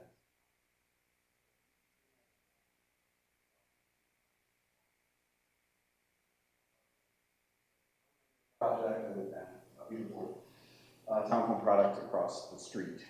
So that's really why we're so excited about the project. Thank you. And just to follow up on that, depending which economists you follow, the United States currently has anywhere between 5 and 6 million households of a shortage. There's not enough housing because there's been, family, household creation that happens through, kids move out, they live on their own, they get married, they have kids, people, migrate from other parts of the country to the Midwest. We're seeing a lot of folks come from California and points, in Seattle and coming back here. Then you certainly have immigration, and all of those things are compounding themselves to create a need for households. So 5 to 6 million households are the deficit in the United States today. The problem is, with the housing market being what it's been for the last several years, even before COVID, and they're forecasting it to run for another, because of that supply issue, another 3, 4, 5 years of shortfall, the low end of the spectrum is being priced out of housing. So what's happening is, again, we're seeing this, everyone's house is worth a heck of a lot more today than it was a year ago, even 2 years ago. So why we went the direction we did is based on market studies. We're creating an opportunity that doesn't exist today in the city, or in the township, sorry, from New England, everything's a city. So there's no housing at these price points.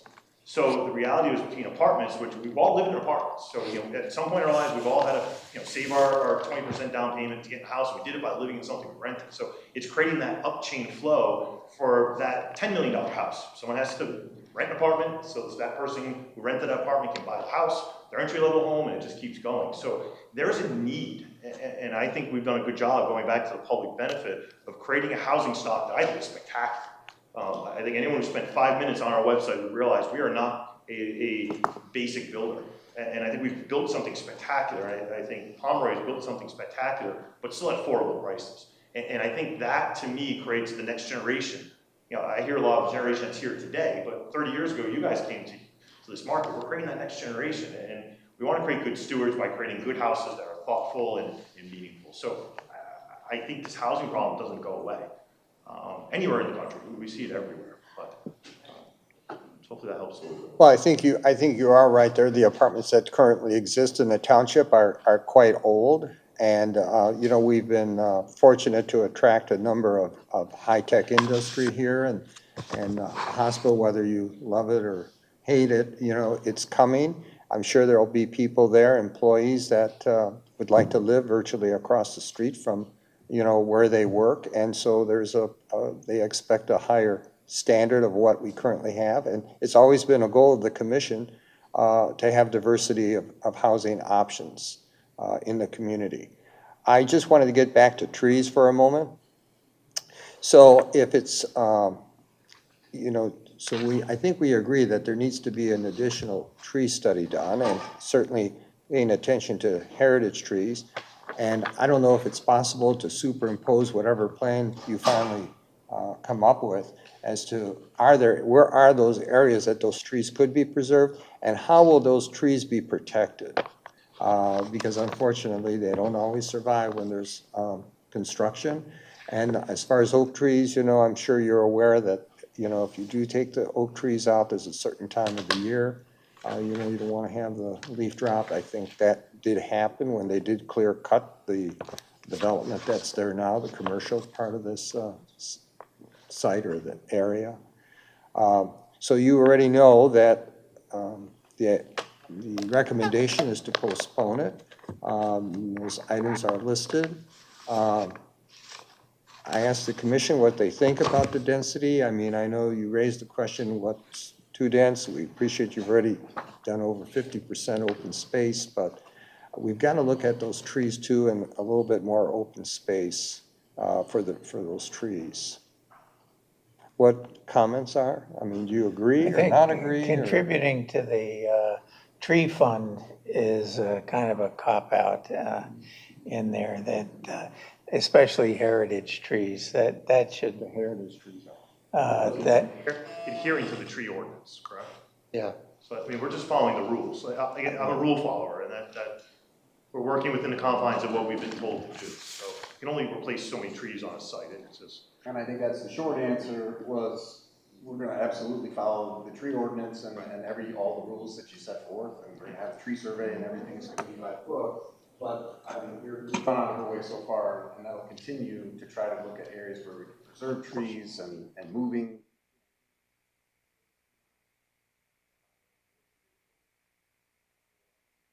Clear. I don't know that we can make all of the commercial on Ann Arbor Road disappear and have everybody, you know, have a 2-minute commute to work, but we certainly.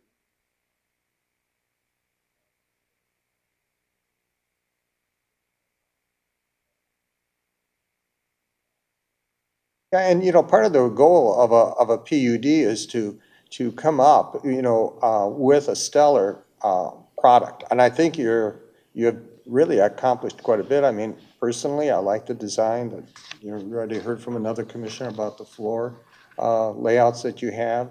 But there's still that preserving that natural area. People, we hear this constantly, not just with you, you know, other cluster housing options that have come before us. People get very upset with the lack of green space in the trees. So I think we're really getting increasingly sensitive to that comments and the feelings of the residents here. It's part of what made this community so unique that people want to live here and we don't want to destroy it. So we're excited to come forward again in whatever period of time it takes. And these are solid incremental changes that can be made. You know, again, I'm not sure we're going to turn the dial 180 degrees, but I think you're going to see an improvement. And you know, I think every step of the process, like I said in my opening statement, this has been an iterative and collaborative process. That I say that 100 times a day. That's what we do. So I hope when we come back before this group, you all are pleasantly surprised that we've been able to turn that dial. So we're very loud and clear on everything we talked about today. So thank you. Are there any other directions that the commission wants to? Just wanted to say that we've been working hard on our master plan, and we do need more apartments and more affordable housing in this community. And I do think that a residential use of this property is preferred over industrial, especially given what industrial could look like. And I also think that 11.08 dwelling units per acre is a whole lot better than 25. So, and I think you're really on the right track though with your proposal here. Yeah, needs a few more tweaks. Enough that 11.08 units per acre on a multifamily in townhomes, like, that's low. Like, I know I keep hearing density, and I just want to make sure we hear that, because we heard density a lot, but it's 11.08 units per acre and 56% open space. I've personally never developed a project like that before that's made of apartments in town. That's amazing. You know, so we continue to strive toward that, but that's a pretty open and loose and flexible site compared to, I look at Townsendville Street, I know that was the city, but that project itself is probably 10 units per acre. There's not a tree standing on that site. So I think we're excited to do better, but I think we've done pretty good. Any other comments that you feel we need to address, Laura? No, okay.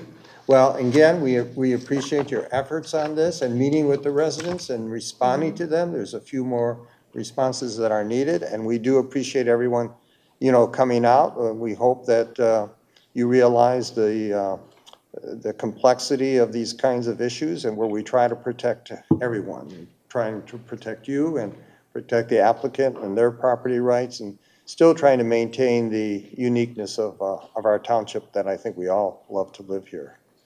So with that, is there a motion? The motion for tabling? For Postponing. Or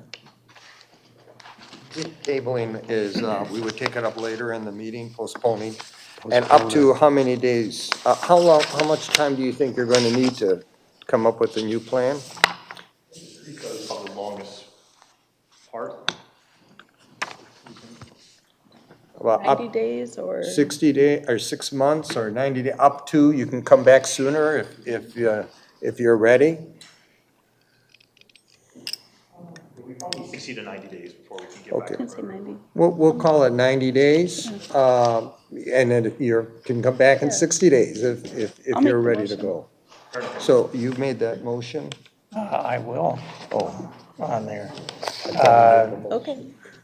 Delaying the, postponing the, for our 7606099002 and 707 and 7806099002708. Disregarded the tax ID Yeah, number. just according to the planner's report. Okay. Yeah, according to the Yeah, planner's report, the issues of the The planner's. 10 items or 13 items in the planning report with particular emphasis on the trees. Okay. All right, is there support? Support. Okay, moved by Commissioner Pansel and support by Commissioner Itzel to postpone application 2406 for, this is what we give them, this is October, November, up to the meeting in January, our January 2022 meeting. All in favor signify by saying aye. Aye. Opposed, motion carries.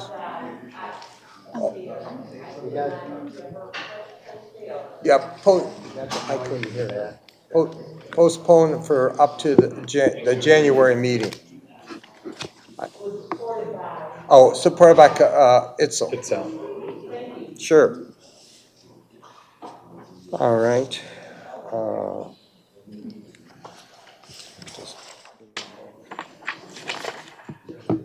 Next is application 2409, the Beacon Meadows HOA, their signage. So they're not, are they here? They're not No, here? no. Okay. So Lord, you want to lead us through your, I don't know if it's a report or a memo? Are you okay with? Gotta wait for things to settle down. Okay, well, they can stay. Okay, ready to go? Okay. All right. The request before you is for a new HOA subdivision entry sign at Beacon Meadows on North Territorial Road. This is part of the request for the new ground sign is part of a larger, can you guys hear me or no? Yeah, you know what, if you could take your conversation out because it's disrupting what we can't hear each other. Yeah, if you can just take the conversation out because we can't hear each other. No, we're still in the middle of a meeting here. Yeah, we're in the middle of a meeting, so we're not open to comments right now. All right, thank you. All right, so the proposed sign is one improvement that the Beacon Meadows HOA is looking to do along their streetscape frontage on North Territorial.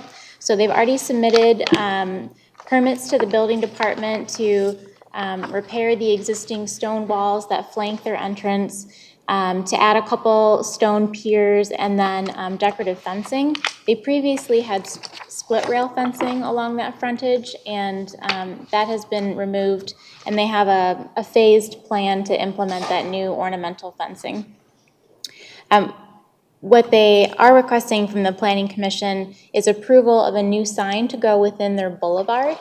And currently on those two stone walls that flank the entrance, there's pin-mounted letters onto the stone that state Beacon Meadows, and those will be removed as part of this project, so the only actual signage for the residential development will be on that boulevard sign facing east and west.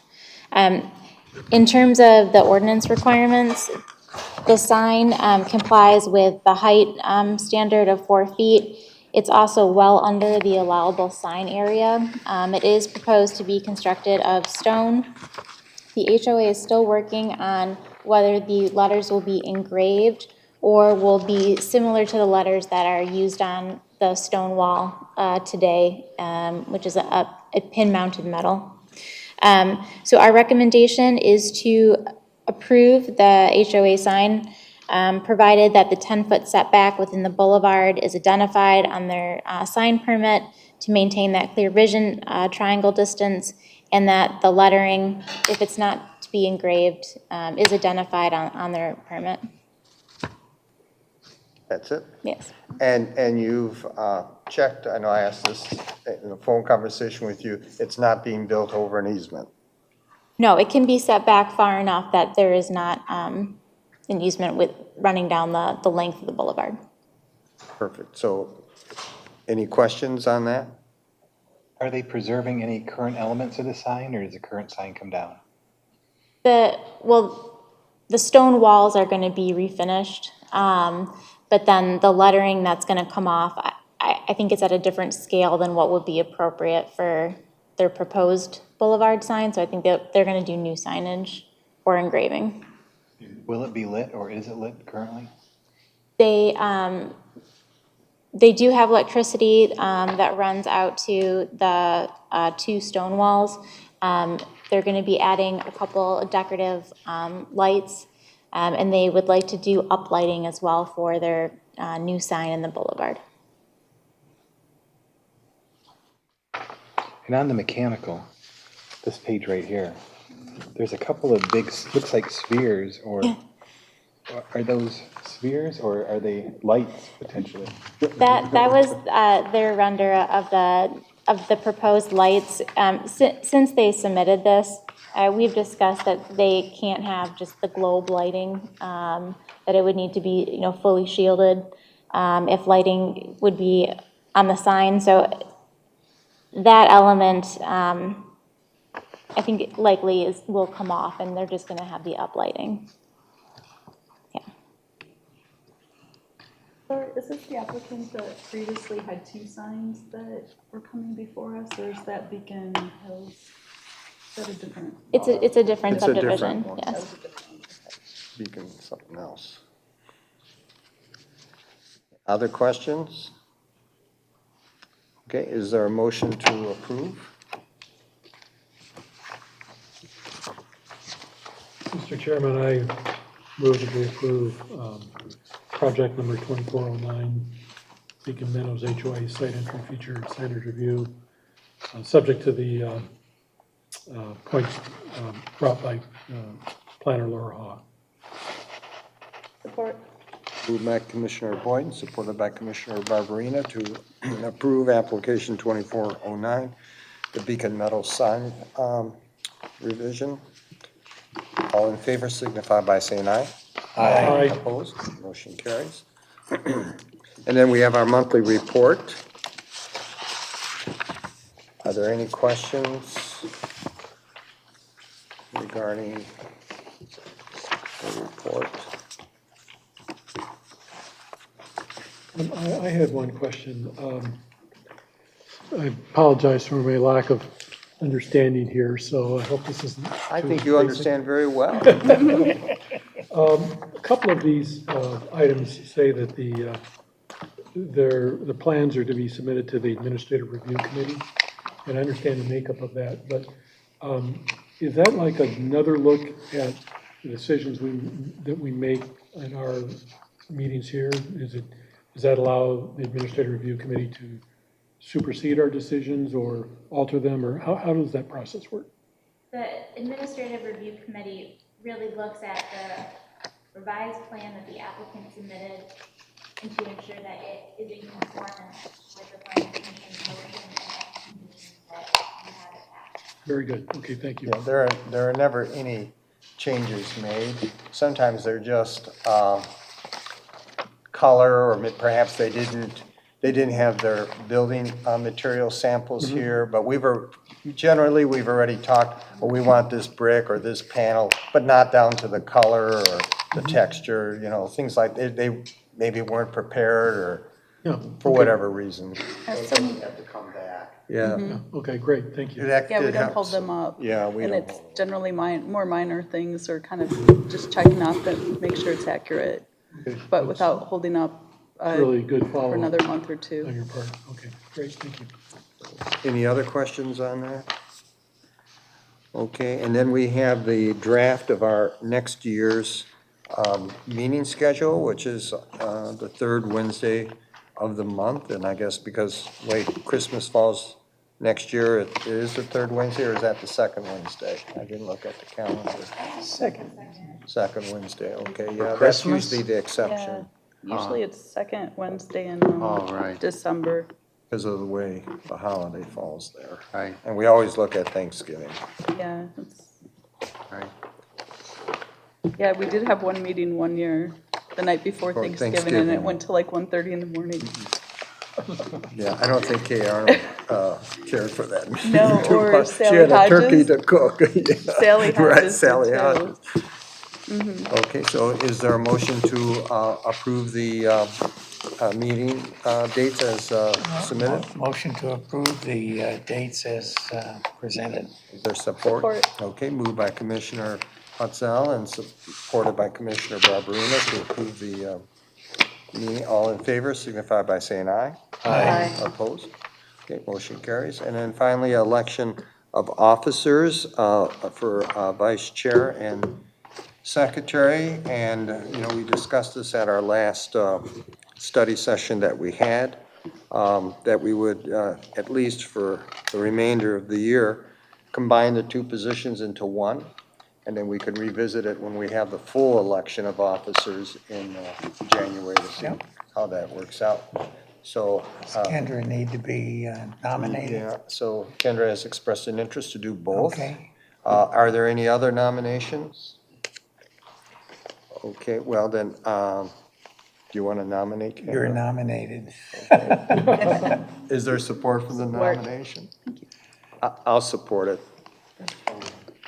Okay, and so all in favor by having Kendra serve both as vice chair and secretary, signify by saying aye. Aye. Opposed? I'll abstain. Okay, motion carries. Congratulations. Thank you, I think. And, all right, you'll have Thank two you for your hats to trust wear. in me. Are there any commissioner comments? Okay, I'll try to make this brief. The last zoning board appeals to me And actually, in the one prior to that, Mark Clinton, our treasurer, is also part of our ZBA. He's expressed concern about the restrictive wording of the Ann Arbor Road corridor signage provisions. He's concerned that it makes it less likely that old and non-conforming signage along the road will get renewed or replaced. Because right now, we're required to have these folks do monument signs that are, much lower and smaller and set back from the road. This came to light primarily out of the discussion on suburban Cadillac that wanted to basically retain the two tall signs they had, but update them, clearly not compliant with the new policy. And I think Mark's concern was that by being so restrictive, we are possibly preventing people who are existing business owners from improving their signage. If they have to go all the way to a monument sign, they're just not willing to do that because they perceive that it will negatively affect their business, visibility, success, et cetera. So the thought is that they'd like to have the ability to have a bit more flexibility in the Ann Arbor Road corridor signage, particularly for existing businesses that are looking to update or modernize their signage. Chairman Carlin reiterated that he also feels that same way, and they asked that I just raise that with the Planning Commission as something for us to think about as we go forward. Laura, has the DDA looked into any of this? Have you got any feedback from them? Is it appropriate to solicit some opinions from them, or do we just discuss it amongst ourselves? Or? Ideally, it would be a mix of both, and probably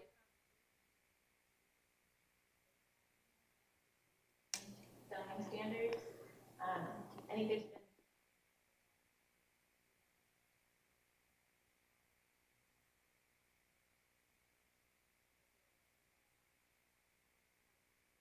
Right. those standards and should be included. Well, does anyone have any comments about that now, or do you want to, we can discuss it maybe perhaps at the end of next month's meeting? Maybe take a ride up and down Ann Arbor Road and see how many, the conditions of the signs, particularly the pole signs, since it's been allegedly said that people don't want to remove those signs, they'll just kind of let them rot away rather than. I think Mr. Clinton specifically mentioned the Chrysler Jeep dealership. You look at their pole sign, it's pretty mangled, particularly at the base. But he also mentioned Burger King, and there's others as well, I suspect. Well, yes, and Burger King was supposed to be remodeled, and he never came back. So I think on that one, it's not only the sign, it's the entire building. And How does our meeting look for next month? Quite full. We have several public hearings. There's a self-storage facility for the corner of Haggerty and Schoolcraft across from Obasto in the southwest corner. We have the public hearing for the Courthouse Grill PUD. And Northridge has resubmitted a residential plan for their site. Plymouth Ridge is the name of it. So there's those 3 public hearings. My sense is they weren't looking for an immediate resolution of this, so it might be more appropriate to put it on our work list for early next year. yeah, when we have a little lighter meeting, sometimes December, January particularly are more lighter months because it's the way the building cycle works out for the calendar year. So we will, if they ask, we'll look at it, we'll talk about it. We'll make some trips back and forth on Ann Arbor Road. Maybe we could put it in our annual report as something that we want to look at to address. Mm-hmm. That way it'll be a good reminder too. Right. So I'm a little confused. When it comes to Northridge, don't they have a cycle of 1 year before they can present? There is a provision in the zoning ordinance that requires within 365 days that they cannot resubmit unless the planning commission deems that this application is basically different enough. So that'll be the question before the commission for consideration. So at this public hearing, they will present what their plan is, and then we decide, first of all, whether or not we can even hear it after we've heard it? Yes. So will we have both plans right next to each other, so it's hopefully obvious? Sure, we can do a comparison. Make it as most transparent as possible, and if indeed it's obvious that they're different or that they're not. I think it would help us make a public decision. I haven't reviewed it yet, but they have lowered the number of homes, they've increased the amount of green space, and they've changed the roads. Before it was kind of, the two entry points with like the rectangular, square kind of in the middle. They've done away with that, and it's just two cul-de-sacs almost there's no connection between the two of them. So two curb cuts on the road. Mm-hmm. Say two separate. But it would still be a rezoning request? Yes. You're not certain or at liberty to talk about the numbers? No, I want to say that it's 38, but I haven't reviewed it in depth. What was the last time? 42, wasn't it? 41, 42, somewhere in there. Okay. Well, yeah, they certainly put the commission and the community that surrounds that area quite a bit of stress.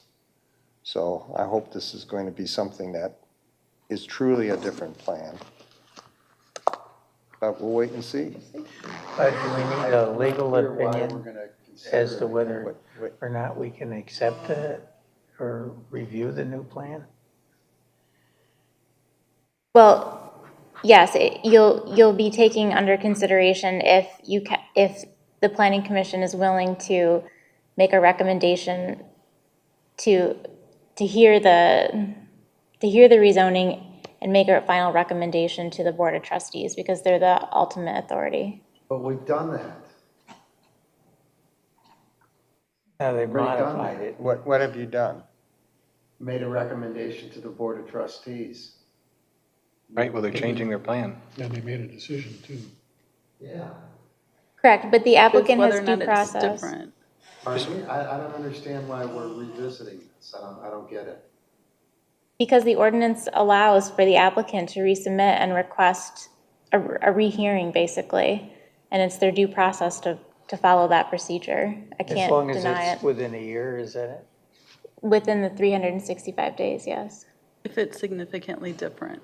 So the That's what trust- we have to decide. basically. So the trustees haven't already decided that they could look at this, have they, or? I'm a No, little they confused. decided last time around. You already To decided? revisit it? No. You're saying they decided 3 or 4 months ago Yeah. not to consider it. Right. 5-2 vote, I Oh, think. Yeah, gotcha. yeah. I gotcha, okay. Yeah. It was, what was it, 5-2, John? I think so. It's getting late, Yeah. Wait, to deny it? Yeah. Okay, right, I think that this issue is whether or not it's different enough that we can, Hear it They again. wanted to Do it put- and do it, I don't, okay, all right. so as long as, it sounds like the issue will be purely though, whether or not we even can listen to it if it's different enough? Yes. No, I'm confused what you just said. So are we gonna first decide whether or not we want to hear their presentation, or do we hear the presentation and then decide it's different enough? Well, I think you have to hear the presentation in order to determine if the conditions have materially changed and if this warrants further consideration. Okay. Well, is You have to it, understand what they're presenting. That part, okay, then that makes sense. okay, but then So we have to make a ruling on whether we're even gonna consider it. It's not an automatic thing. We're not gonna take another vote.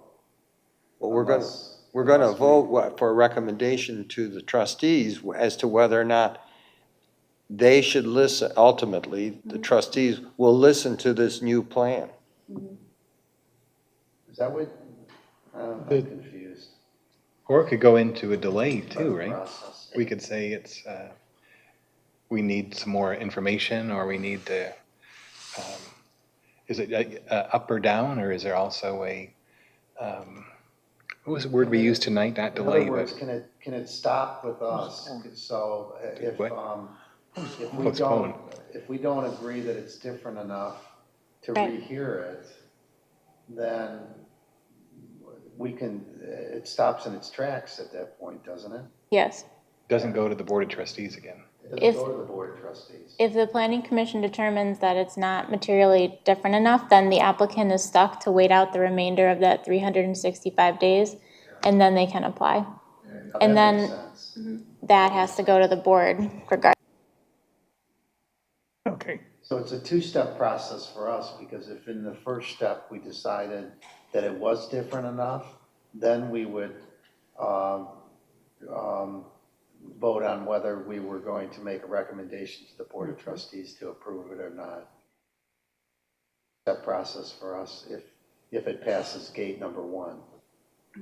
If it passes gate one, it could go into postponement too, right, if we need more information? Oh, correct, yes, you always have the ability to postpone. Right. So, so there's no standard to guide us. It's at our own discretion. There's about a paragraph in the ordinance. So when I do the review, I'll lay out exactly what that language is. 22 years I've been on this commission. First time I think that we've ever had this happen. How about you, Dennis? You've been here longer than me. Yeah, we've never had that, where we had the picnic basket guy when there was a rezoning there. And then we said, we wanted, I forgot what the zoning thing is, but neighborhood commercial. There's only, I think, one other one. It's over where Gino's Pizza used to be there on Ann Arbor Trail.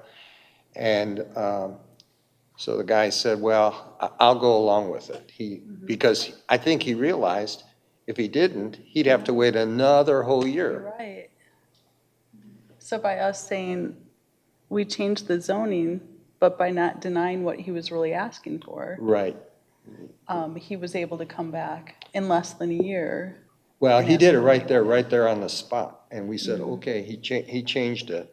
Because otherwise, the zoning that he wanted, it could have been, I don't know, a two-story building, it could have been drive-throughs, and, it was sort of like what we had with Leo.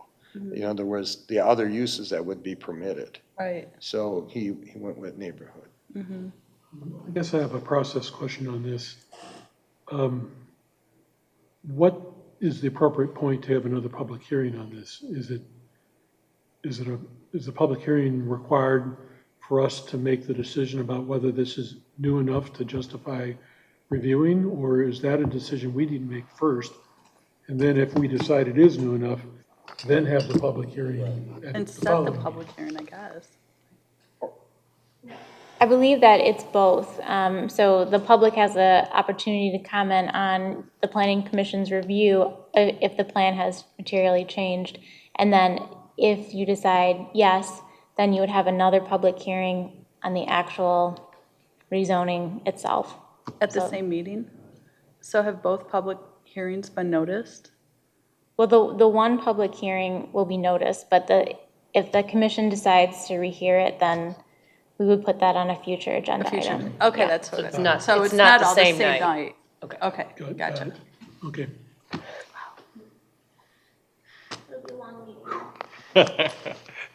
That's the short answer. Here we go again.